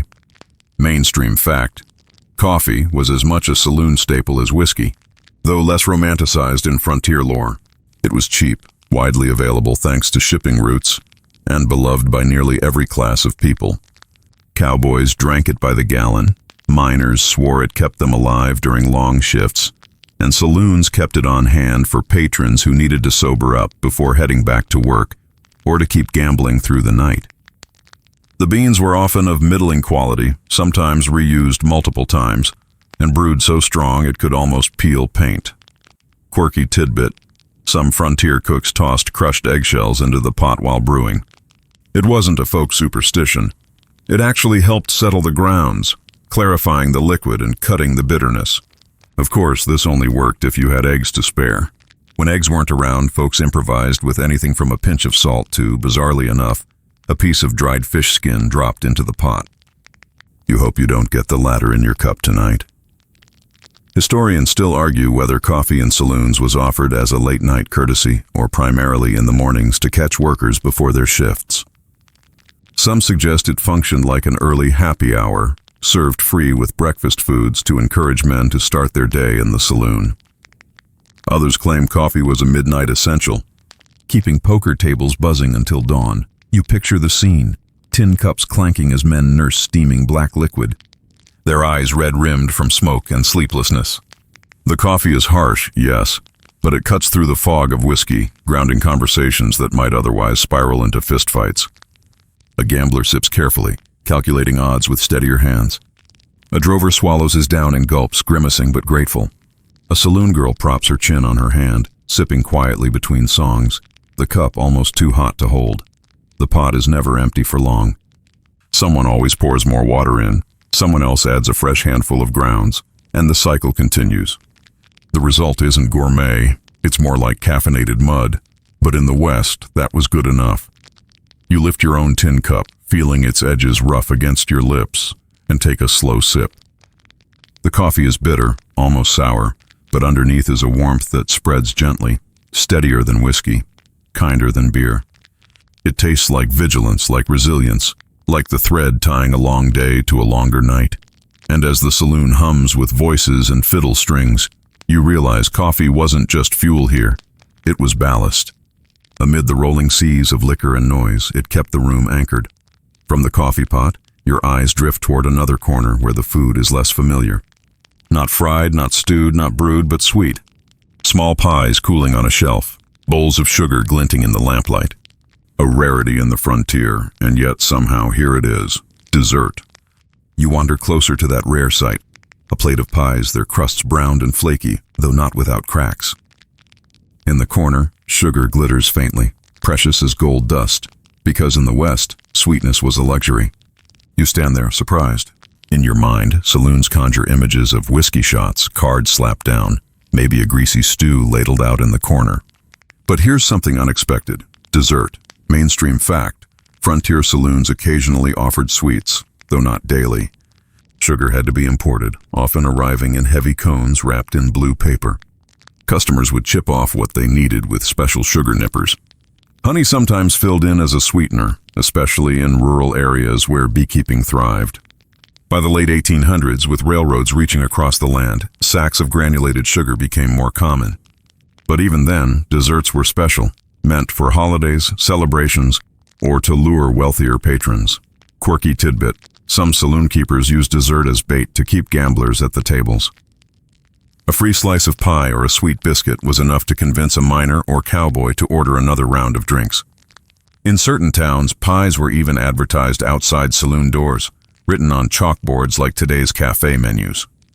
The lure of hot pie tonight could draw more interest than whiskey itself. You picture a miner, hands blackened from soot, carefully lifting a forkful of apple pie. The apples are leathery, dried months earlier, rehydrated with water, sugar, and spices. It's not crisp or fresh, but it carries the memory of an orchard somewhere far away. A cowboy sits beside him, nibbling at a slice of pumpkin pie, made not with milk or cream, but with molasses and rough flour crust.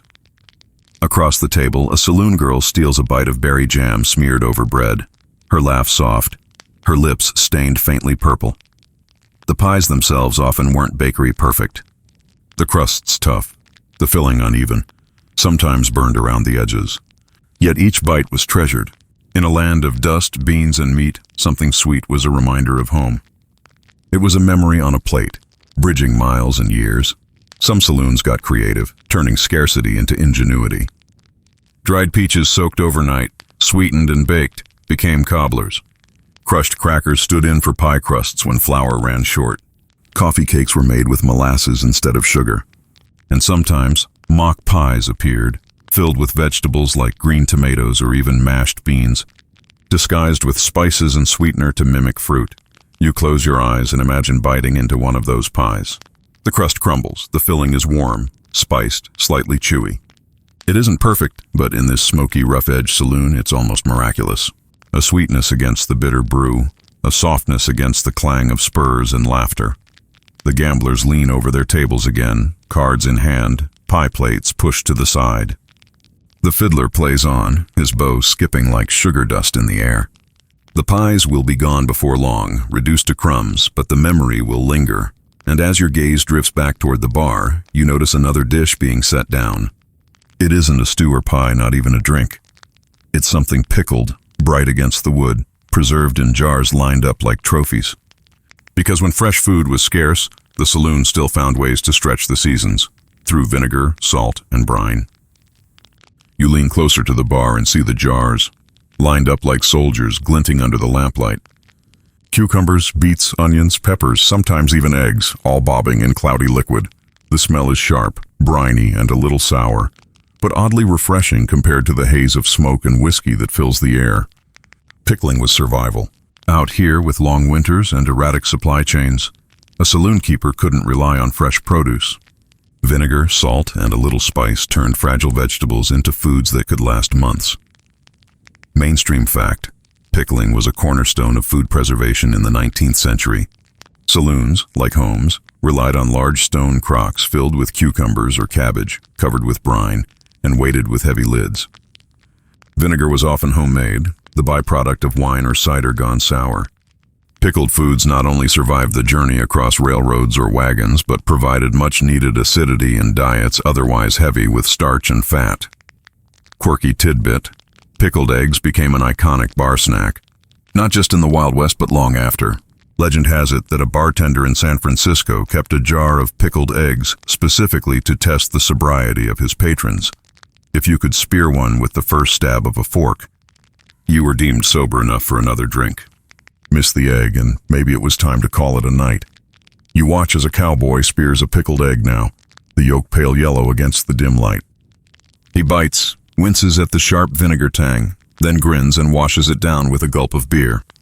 Another patron crunches into a pickled cucumber, the sound oddly crisp in this room filled with shuffling cards and fiddle tunes. Someone else grabs a beet slice, their lips staining red like they've kissed a berry bush. Pickled foods added color to the saloon table. A plate of bright red beets next to brown stew, a jar of green cucumbers beside slabs of fried pork. It almost looked festive. And in a land where food was often brown and bland, this tartness felt like a spark. Historians still argue whether saloon keepers deliberately served salty and sour snacks to encourage more drinking. Vinegar stirs thirst, after all, just as much as salt does. Was that jar of pickled peppers just a thrifty preservation method, or a sly way to keep customers ordering whiskey until their pockets emptied? You picture yourself grabbing a slice of pickled onion. It stings your tongue, sharp enough to make your eyes water. But then, as you chew, it softens, sweet, sour, tangy. You can almost feel your stomach waking up, ready for another bite, another drink. That's the secret of pickling. It's not just preservation, it's appetite-making. Some saloons got creative, adding cloves, cinnamon, or chili to their pickling brines. A cowboy might bite into a cucumber expecting sourness, only to find fire, his face flushing as the chili hit. Others swore by sweet pickles, especially when sugar shipments arrived. And then there were the experiments: pickled pig's feet, pickled watermelon rind, pickled green beans. Nothing was wasted. Everything had its brine. You look back at the jars lined on the bar, glowing softly in the lamplight like stained glass windows. They're not fancy, they're not expensive, but they're reliable. They last. And in this world, that kind of dependability meant more than gold dust. You hear the fiddler pause to adjust his bow, the sound of the bowstring rubbing faintly like the squeak of a pickle jar lid being twisted open. Then the music resumes and the clatter of boots and spurs continues. The night stretches on, filled with brine and smoke, sweetness and salt, laughter and muttering, and now your attention drifts to something else emerging from the kitchen door. A slab of meat, roasted over an open fire, dripping with fat, the smell of charred edges filling the air.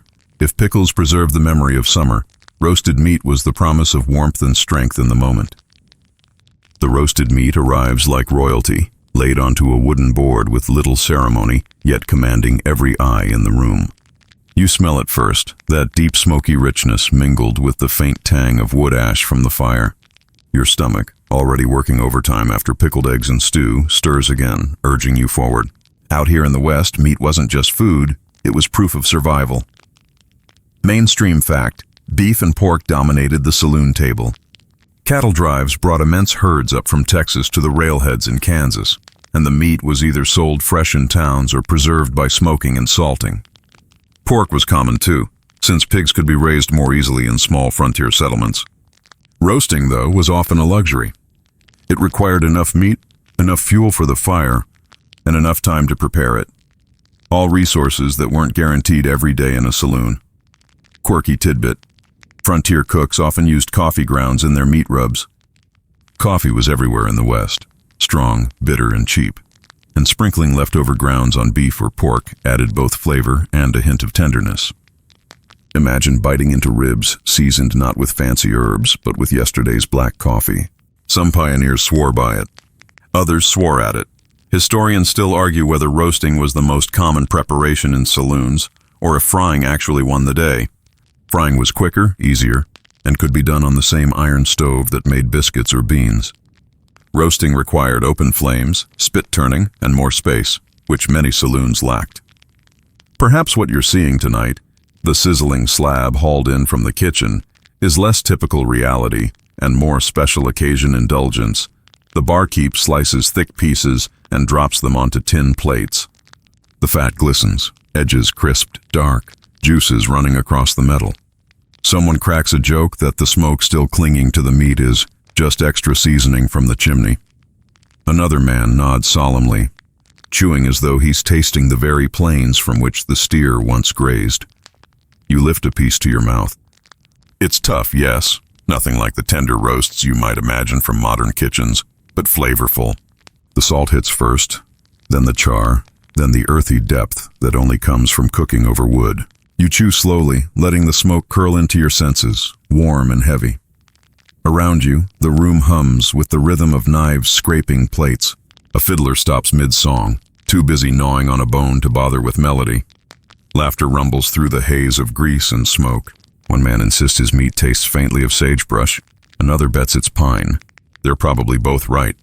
The wood used to fuel the fire lent its own character to the roast. There's talk of other ways meat appeared in these places. Jerky hung behind the bar like brown banners, dried strips tough enough to challenge your teeth, smoked ham suspended in rafters dripping slowly over months. Occasionally a bit of wild game, venison, rabbit, or prairie chicken might appear on a plate if a hunter had been generous. But tonight, it's beef, roasted to rugged perfection. You lick the grease from your fingers, wipe them half-heartedly on your trousers, and lean back. Your belly feels heavier now, but in that pleasant way that comes with slow eating and steady laughter. You think of the countless fires that roasted countless cuts before you, each one linking hungry cowboys and weary travelers across time. The saloon is not just a place of drink. You realize it's a theater of meat, smoke, and survival, all played out under the lamplight. And as the meat fades from your plate, you notice something quieter being passed around at another table. A basket of biscuits, steaming, golden, smelling faintly of lard and ash. Bread was always a companion to meat, the softer note in a symphony of salt and smoke. Your attention drifts toward it now, ready for the next taste. The biscuits arrive in a dented tin pan, wrapped loosely in a cloth that has done its best to keep them warm. You catch the scent before they're even placed on the table. Flour and lard, mingled with the faint smokiness of the wood stove that baked them. It's a softer smell than the roast or the pickles. Almost tender, and it nudges your hunger awake all over again, even though you thought you were full. Mainstream fact, biscuits were a staple of frontier cooking, especially in saloons that had someone patient enough to knead dough before dawn. They were quick breads made with flour, lard, or bacon grease, salt, and baking powder when available. The baking powder was key. It eliminated the long hours of yeast rising, making biscuits the fast. Reliable carbohydrate for cowboys, travelers, and miners. Quirky tidbit. Some frontier cooks stirred leftover whiskey into biscuit dough, claiming it gave the bread a little kick and kept it moist longer. Whether this was genuine innovation or just a way to sneak extra alcohol into daily life is debatable, but the stories endure. You imagine a cowboy biting into a biscuit, eyes widening at the faint warmth that wasn't from the oven. Historians still argue whether biscuits in saloons were baked daily or simply recycled from day to day, reheated until they were rock hard. Diaries from travelers describe both extremes.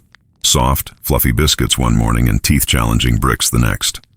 Some scholars suggest that what was often advertised as fresh biscuits might have been anything but fresh, depending on the cook's temperament and the flour supply. You pick one from the pan now.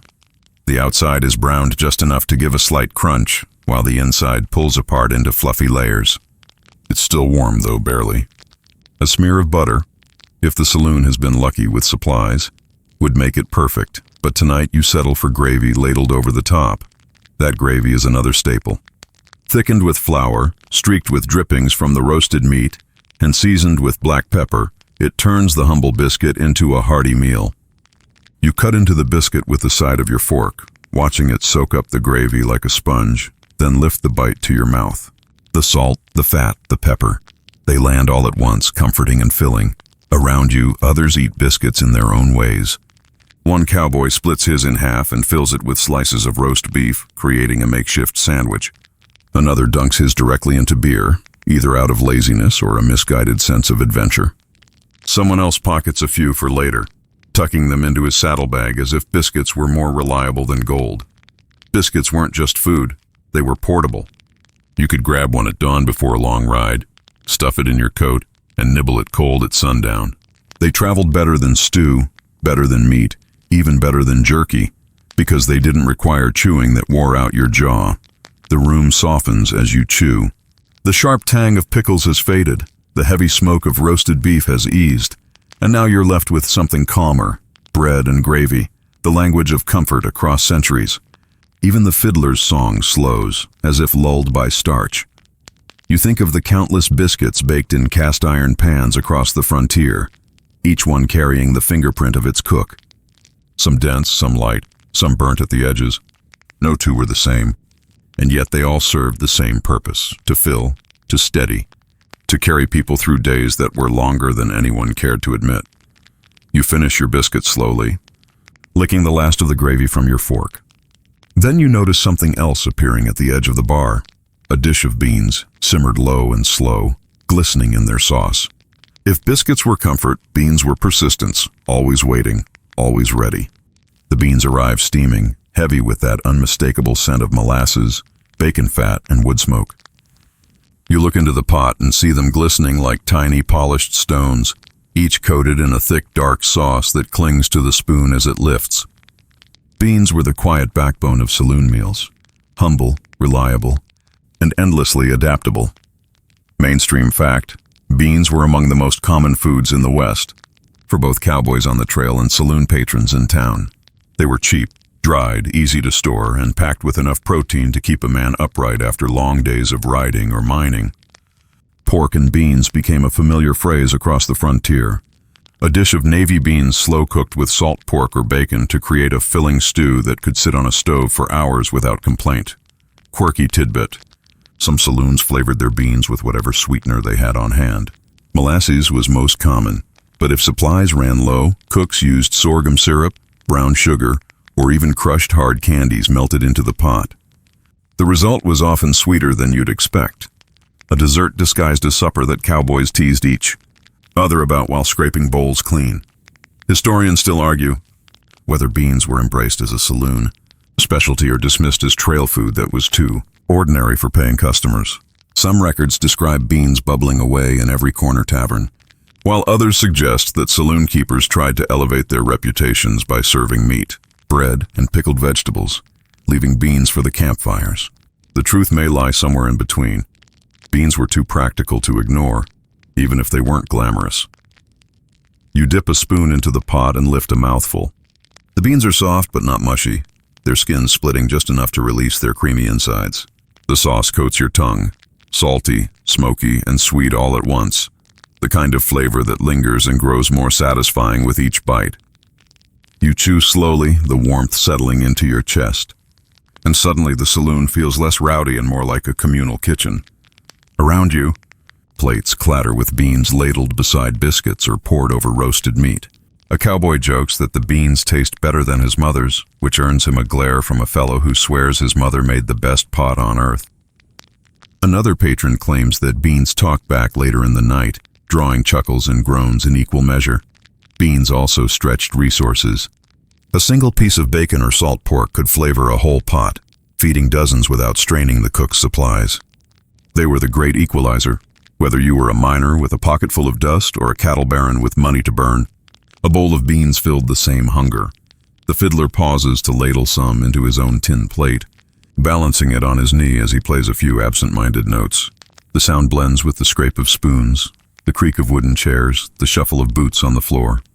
For a moment the saloon feels almost hushed, as if everyone recognizes that beans, humble as they are, represent the comfort of something familiar.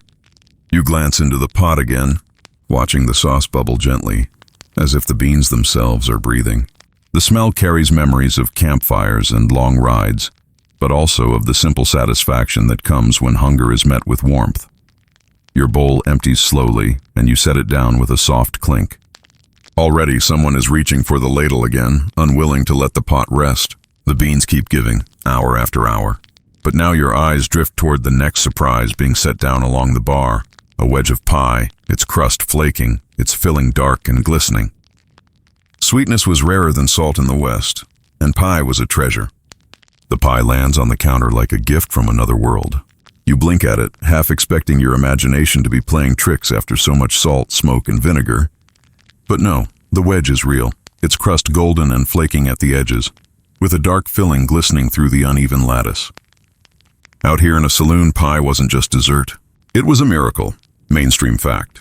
Pies were a favorite in 19th century America, and frontier cooks clung to the tradition even in the harsh West. Apple pies were most common when dried or preserved fruit could be rehydrated, but berry pies appeared in season. More inventive fillings included dried peaches, raisins, or even green tomatoes cooked down with sugar. A good pie crust required flour and fat, both of which could be precious. So saloon pies often leaned on lard instead of butter. Quirky tidbit. Some saloons were rumored to flavor their pies with alcohol. Whiskey peach pies, rum raisin concoctions, or even brandy-soaked apple pies. Not only did this stretch the fruit, it made dessert double as a nightcap. Cowboys joked that you could get drunk on 2 slices if you didn't pace yourself, though most of the alcohol burned off in baking.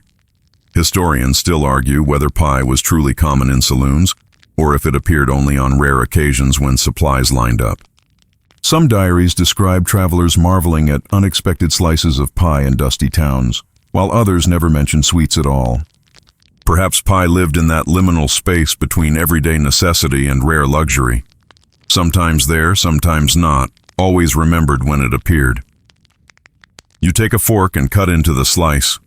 The crust crumbles, sending tiny flakes skittering across your plate. The filling clings to the fork, sticky and dark, smelling faintly of molasses and dried fruit.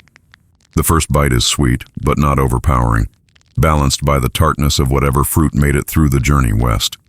Around you, pie becomes a spectacle. A cowboy lifts his slice to the lamplight, studying it as though it's a jewel. Another inhales deeply before eating, eyes closing in reverence. Someone else declares loudly that the crust is lighter than his boots after payday, which earns a roar of laughter. Pie was often cut unevenly depending on the saloon keeper's mood. Some slices were generous, others stingy, and fights were known to break out if a man felt shorted. Tonight, though, no one seems to care about size. Just having pie on the table is enough. The fiddler wipes his mouth, sticky with berry filling, and resumes his tune with renewed energy. A waitress passes by, balancing more wedges on mismatched plates, the air behind her scented with sugar and fruit. The whole room softens around the sweetness, arguments lower, laughter grows warmer, Even the smoke seems to lift a little. You savor another bite slowly. After pickles and stew, beer and beans, the sweetness feels like balance restored. You let the crust melt on your tongue, the filling stick to your teeth, and you breathe out as though dessert itself has given you permission to rest. In the corner, someone mutters about coffee to go with it. Heads nod, and soon the barkeep is fetching battered pots from the back, filling the air with that sharp, earthy aroma. Coffee, strong and black, was the West's unofficial companion to pie, and your senses drift toward it now, curious to see how bitterness pairs with sugar. The barkeep sets down the battered tin pot, its sides blackened from years of fire and ash. Steam curls from the spout, carrying that unmistakable earthy aroma. Coffee, the true fuel of the frontier. You catch a whiff and feel both alert and strangely comforted, as though the beans themselves whisper promises of long rides survived and late nights endured. Out here, coffee wasn't optional. It was ritual, mainstream fact. Coffee was one of the most prized staples in the Wild West. Cowboys, miners, and travelers all depended on it, sometimes drinking it 3 times a day. Beans were often roasted green over campfires, then ground crudely with a hammer or rifle butt, producing a coarse, uneven powder. In saloons, coffee simmered in large pots for hours, growing stronger and more bitter with each passing minute. Some called it boiled coffee, others cowboy coffee, but everyone agreed it kept you going. Quirky tidbit. When short on beans, cooks sometimes stretched the brew with roasted chicory root, ground acorns, or even sawdust. One joke claimed you could tell a saloon's wealth by whether their coffee grounds had been used once, twice, or 3 times before. Patrons often swore they could taste wagon wheels in the mix, as if the beans had soaked up the dust of every mile they'd traveled. Historians still argue whether saloon coffee was actually drinkable, or if most people tolerated it only because there was no alternative. Letters from settlers complain of coffee so bitter it stripped the throat, while others describe it fondly as the only reliable comfort in a lawless town. Was it salvation in a cup or punishment disguised as breakfast? The debate continues cup by cup. You lift a tin mug, its rim slightly bent from years of use. The liquid inside is inky black, reflecting the lamplight like a shallow pool. You take a sip and it hits sharp, scalding at first, then lingering, bitter enough to make you squint. But beneath the bitterness, there's a warmth that spreads through you.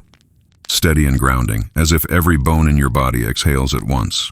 Around you, others sip in silence, each caught in their own private ritual. One man cradles his mug like it's holy. Another gulps greedily as though he's afraid someone will snatch it away. A woman pours a splash into her stew, muttering that it deepens the flavor. Someone else dunks the last of his biscuit into the mug, letting it soak before chewing with a grin. Coffee wasn't just about taste, it was about time. A pot could simmer on the stove from dawn till midnight, binding together meals, conversations, and long stretches of waiting. In saloons, it balanced the whiskey, offering a sober anchor for those who needed it. It was the pause between games of cards, the warm end to a long day, the shared silence before a fight broke out or a song began. You set your mug down slowly, feeling the warmth linger in your fingers. Around you, the clatter softens as the pie plates empty and the coffee flows. The fiddler plays a tune less rowdy now, almost thoughtful, as though even his bow takes comfort in the rhythm of caffeine. Somewhere near the bar, a voice mutters about tobacco, the other constant in these spaces. Coffee in one hand, a chew in the cheek, smoke in the air. It was the saloon trifecta, the daily chorus of bitter, sweet, and sharp. And just as coffee steadied the tongue, tobacco shaped the very air you breathed. Your gaze drifts toward that haze now, ready to wander through smoke and habit. The haze hangs thick, rolling lazily in ribbons through the lamplight. It clings to the rafters, to the curtains, to every strand of hair and fiber of clothing. Tobacco was not an accessory in the saloon. It was the very air, breathed in whether you wanted it or not. You blink as your eyes adjust to the cloud, and you find yourself in the middle of one of the West's quietest obsessions. Mainstream fact. Tobacco was as central to the saloon as whiskey. Chewing, smoking, and even snuff were all common forms, and each left its mark on the room. Spittoons lined the floor, heavy brass or iron receptacles, strategically placed to catch the constant rhythm of brown streams spit by patrons. Sometimes they were cleaned daily, sometimes not at all. The result was a stench both sharp and sour, woven into the wooden planks underfoot, Quirky tidbit: spittoon games emerged in saloons, a crude sport of distance and aim. Drunk men challenged one another to arc their chew into the pot from farther and farther away. Losers bought the next round. Winners earned applause, or if they missed, curses from anyone splashed in the crossfire. The clang of a spit hitting brass was said to be as common as the shuffle of cards or the plunk of piano keys. The habit was nearly universal, yet deeply personal. One man rolled his own cigarettes from scrap paper and a pinch of cut leaf. Another kept a carved pipe that smelled more of cherry than tobacco, a small luxury in a world of rough edges. Others packed their cheeks with chew, jaws bulging like squirrels, lips constantly stained.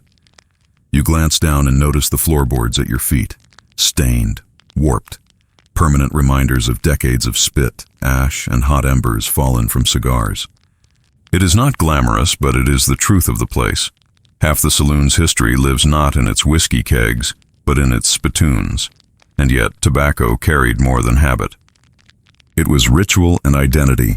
A cowboy leaning on the rail might swap chewing tobacco as readily as news from the trail. A gambler might light a cigar at the start of a long hand, the smoke curling upward like a clock marking the slow passage of hours. Even the ladies' section was not free from it. Many painted ladies kept pipes or cigarettes close at hand, the smoke-masking perfume that had long since faded. There is, of course, a debate among historians. Was tobacco a symbol of frontier toughness, or simply another numbing agent, no different than the whiskey? Some letters suggest men felt naked without it, as if tobacco were a badge of belonging. Others claim it was merely the cheapest comfort, more accessible than liquor, filling the hours when work was scarce and money tight. You watch a man near the corner, his eyes half closed as he puffs rhythmically, the tip of his cigar glowing with each breath. The smoke curls upward, weaving into the larger haze until it becomes indistinguishable, just another thread in the tapestry. Around him the clinks and murmurs go on uninterrupted, as if the smoke is not a nuisance but a quiet chorus, the unspoken soundtrack of every saloon in the West. Your lungs ache faintly from the heaviness of it, but there is something strangely grounding about the ritual. This was a world built on habit as much as on chance. Each puff, each chew, each spit into a brass pot was part of the saloon's heartbeat. You lean back, eyes tracing the ceiling beams blurred by smoke. Somewhere in the haze, the air seems to shift toward sweetness, toward the promise of something more indulgent than tobacco or coffee, something that whispered luxury in a land of grit. It is the scent of sugar, molasses, and flour mingling from the kitchen, drifting out to remind you that desserts too had their place in the West's most surprising corners. That faint sweetness curls around your nose, drifting through the haze of smoke and sweat like a mischievous secret. You probably didn't expect the Wild West Saloon, this rough-and-tumble playground of whiskey, cards, and broken teeth, to offer you dessert. Yet here it is, a world where molasses, sugar, and even dried fruit somehow find their way into plates and bowls, trying their best to balance out the salt and the sting. Mainstream fact: pies were a staple, even in saloons. Not the delicate latticed beauties you'd see cooling on a grandmother's windowsill in a Norman Rockwell painting, but hearty, lumpy creations often filled with dried apples, peaches, or berries reconstituted with hot water and a heavy hand of sugar. Flour was easy to store, dried fruit was light to carry, and sugar had a surprisingly wide distribution thanks to trade routes stretching back to the east. A cook could whip up a pie that, while leathery around the edges, offered cowhands something reminiscent of home. Quirky tidbit: saloon cooks sometimes got creative, arguably too creative. There are accounts of pies with fillings stretched by mashed beans, carrots, or even turnips disguised with enough cinnamon to fool a drunk gambler. The joke was that apple pie could mean anything, as long as it was brown, mushy, and sprinkled with nutmeg. More than one saloon gained a reputation for selling mystery pies, where each slice was a gamble just as risky as the roulette wheel. The sweetness wasn't limited to pies. Cookies, hard tooth-testing biscuits flavored with molasses, were common too. They weren't the gooey chocolate chip kind you'd dream about, but dense, durable rounds that could sit in a tin for weeks without complaint. Saloon patrons dunked them in coffee to soften the edges, a kind of frontier biscotti that squeaked rather than crumbled under the teeth. And then there was candy.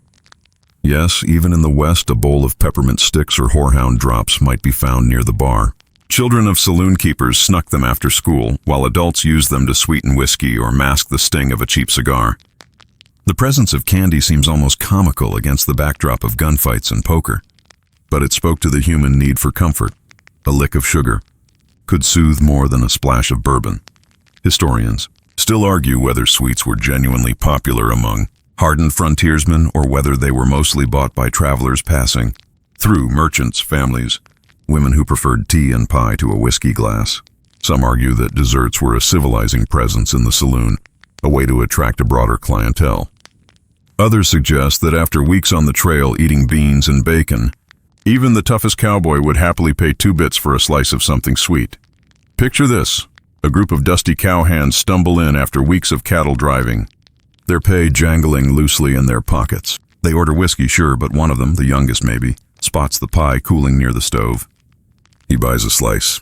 The others laugh at him until they taste it themselves. Before long, the entire table is covered with plates sticky with molasses crumbs. Rough men arguing over who gets the last bite of pie. It's a scene that feels almost wholesome, buried deep inside the chaos of the saloon. The sweet aroma blends oddly with the acrid smoke, the tang of sweat, the metallic tang of spilled whiskey. You realize the saloon was never just one thing. It was chaos, yes, but chaos laced with the small comforts people refused to give up. In the middle of nowhere with life uncertain and nights long, even pie mattered. Maybe especially pie. You finish your imaginary slice, licking the ghost of sugar from your lips, and lean back into the chair. Outside, the night deepens, stars sharp against the dark horizon. Inside, you feel the churn of flavors, smoke, meat, sugar, coffee, swirling together. And before you drift too far, another aroma cuts through, briny, oily, unmistakable. Pickled things, always pickled things. They were the saloon's other weapon, keeping hunger at bay when the sweet treats ran dry. The scent of vinegar hits you like a sharp elbow in the ribs, unexpected, bracing, and oddly comforting. Pickled foods were the saloon's quiet sidekick, the unsung heroes lined up in cloudy jars behind the counter. You picture those jars, glass fogged by brine, floating lumps that looked equal parts intriguing and suspicious. Eggs, cucumbers, onions, even chunks of pork fat suspended in salty tang, waiting for a hungry gambler or a cowboy too broke for pie. Mainstream fact: pickled eggs were a near-universal saloon staple. Drop one into a jar of vinegar, garlic, and a dash of red pepper, and it could last for weeks no matter the temperature. A saloon owner didn't need an icebox or daily shipments of fresh goods, just a jar, a counter, and a long line of patience. Patrons would fish out an egg with their fingers or a spoon, peel it if necessary, and swallow it whole with a gulp of beer or whiskey. It was protein without the risk of rot, the Western version of a bar snack mix. Quirky tidbit: some saloons took pride in bizarre pickled experiments. There are scattered stories of pickled sausages turning up in Arizona, or even pickled watermelon rind in Kansas, shipped west from more agricultural towns. In Colorado, one saloon allegedly offered pickled oysters, which probably had more in common with chewy rubber than fresh seafood. Yet they sold, if only because they were novel. Picture a cowboy squinting at a slimy oyster in vinegar and declaring, "Well, I ain't never had one, but I reckon tonight's the night." The jars weren't just food, they were part of the saloon's theater. A gambler slapping down a coin for a pickled egg might be showing he had little left after a run of bad luck. A cowboy ordering a round of pickled sausages for his friends could signal generosity or just an odd sense of humor. Even children, sneaking into the saloon during daylight hours, would sometimes beg for a pickled cucumber stick, the briny crunch a cheap delight in a world of dust and monotony. Historians still argue whether pickled foods were mostly an economical solution or a deliberate culinary preference. Were people eating them because they wanted to or because they had no better options?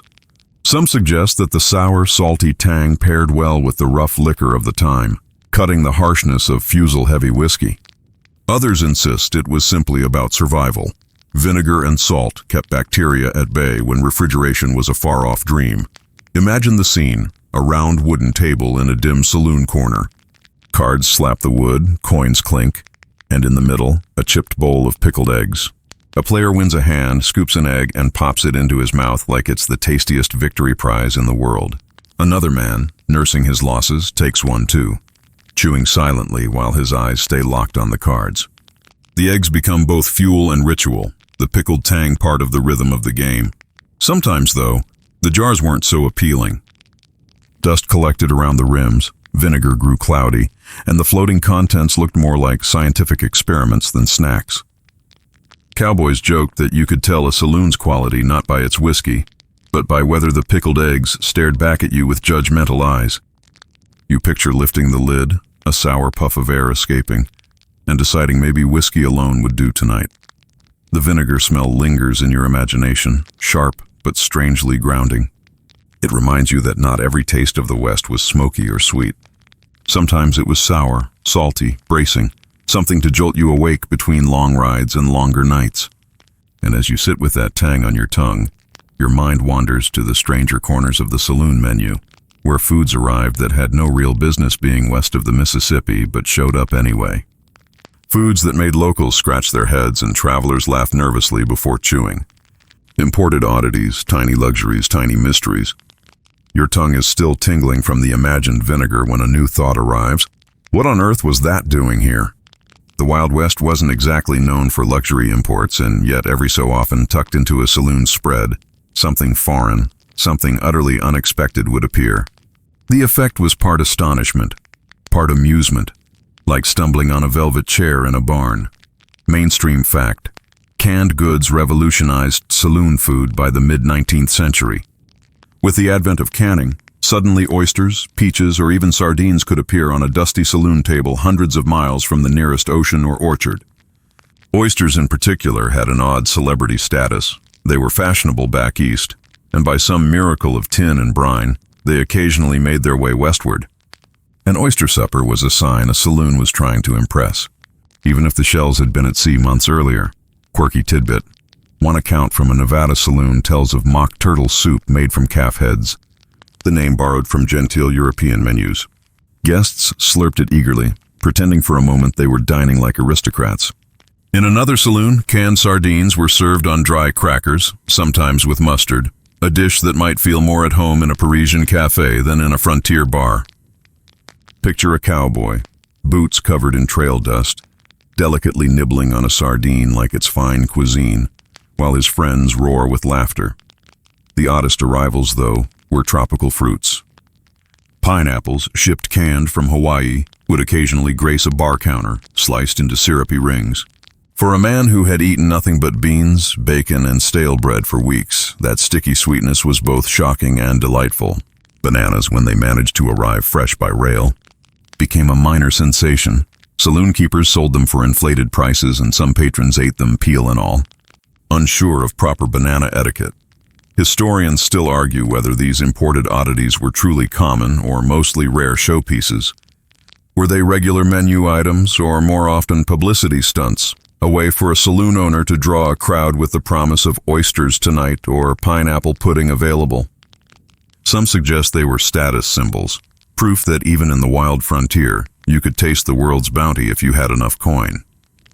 Others argue they were too scarce and expensive to matter much, more myth than menu. Imagine the buzz of a Nevada saloon on oyster night. Men line up, eager not just for the food but for the novelty. The oysters are served raw, slippery, briny, and barely chilled, their ocean tang clashing absurdly with the desert air outside. Someone jokes that he's never seen the sea, but tonight he's tasted it. Another grimaces, swears it's like chewing seawater in shoe leather, then promptly eats two more just to prove he's no coward. The spectacle is half the point. Imported oddities transformed a saloon from just another whiskey joint into a social event, a place where people gathered not just to drink, but to marvel, laugh, and feel briefly cosmopolitan. It was the frontier version of fine dining theater, where oysters in Nevada or pineapples in Kansas became more than food.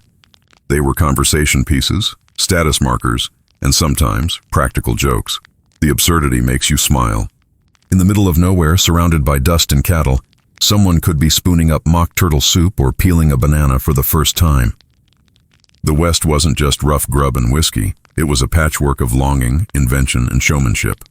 And as that thought settles, the clink of glasses draws your attention again, reminding you of the liquid heart of the saloon. We've tasted food. Now it's time to return to the drinks, those swirling, intoxicating concoctions that gave the saloon its true identity. The food has had its turn, the smoky meats, the vinegar-bitten eggs, the sticky slices of pie. But if saloons had a soul, it was soaked in liquid. You can almost hear it now. The splash of whiskey into a chipped glass, the hiss of beer foam settling, the sharp clink as mugs meet in half-hearted toasts. Drinks weren't just refreshments. They were the main draw, the real currency of saloon culture. Mainstream fact, whiskey reigned supreme. Not the refined, aged kind you might sip today, but raw, unfiltered rot gut, often distilled hastily and transported in barrels across uneven ground. It was sometimes cut with tobacco juice, cayenne pepper, or turpentine to stretch the supply or intensify the burn. Cowboys drank it anyway, not because it was smooth, but because it promised warmth, courage, and the numbness needed to push through rough days. Quirky tidbit. One famous concoction was snakebite whiskey, allegedly brewed with rattlesnake heads steeped inside the barrel.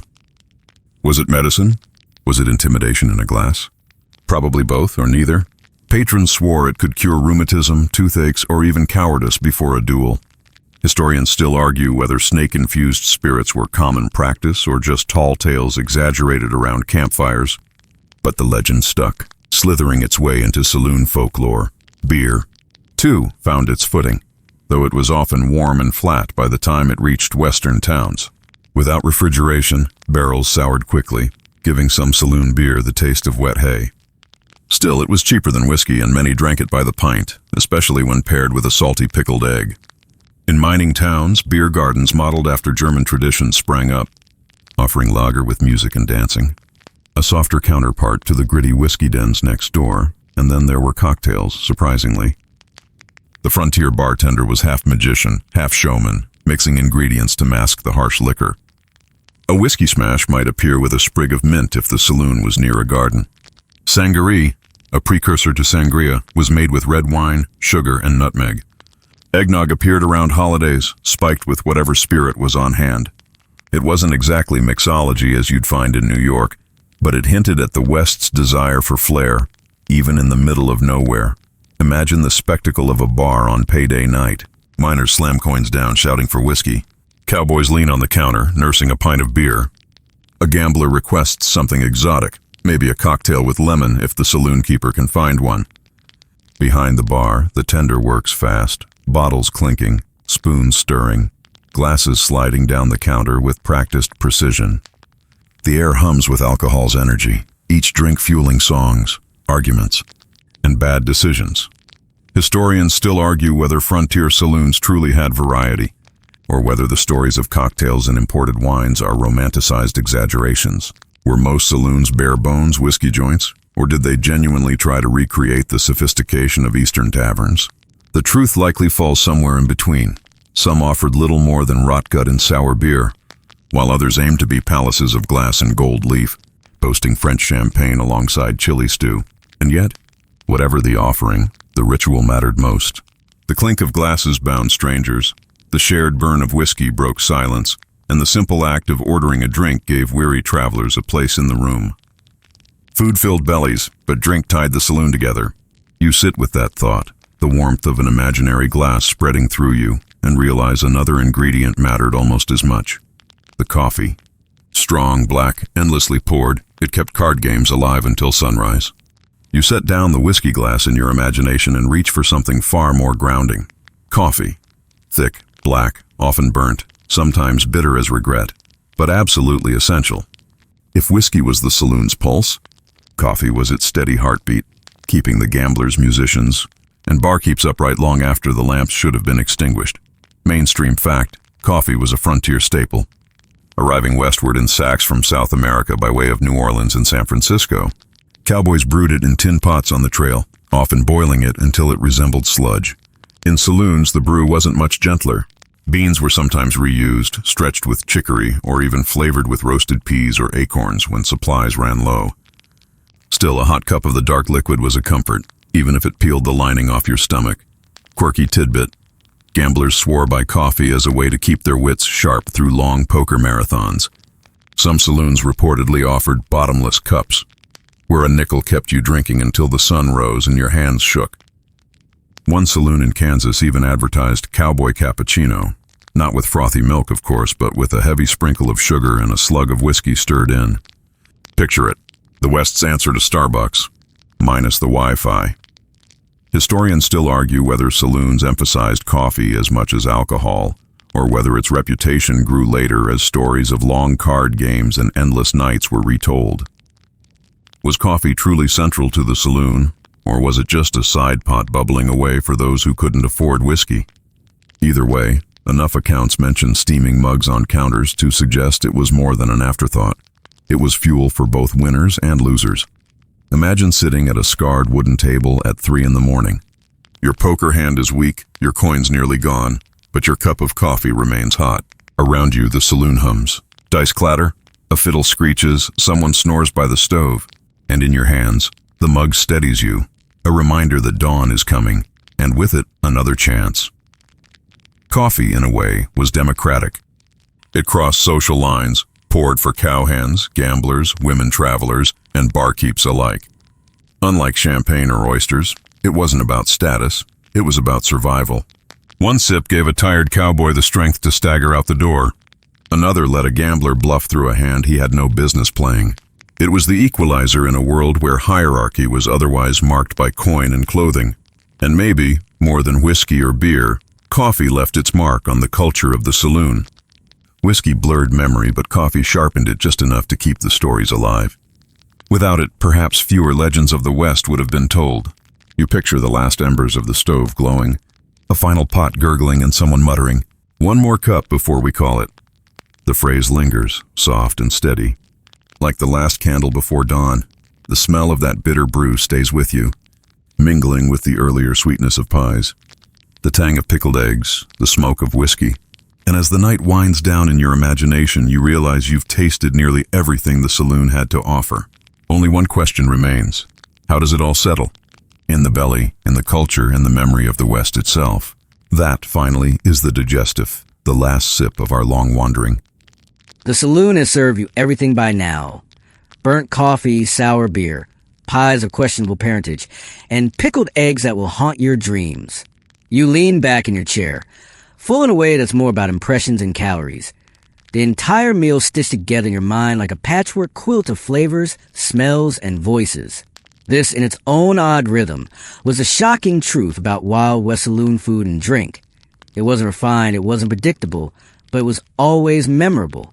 Mainstream fact, saloons didn't just feed bellies. They shaped communities.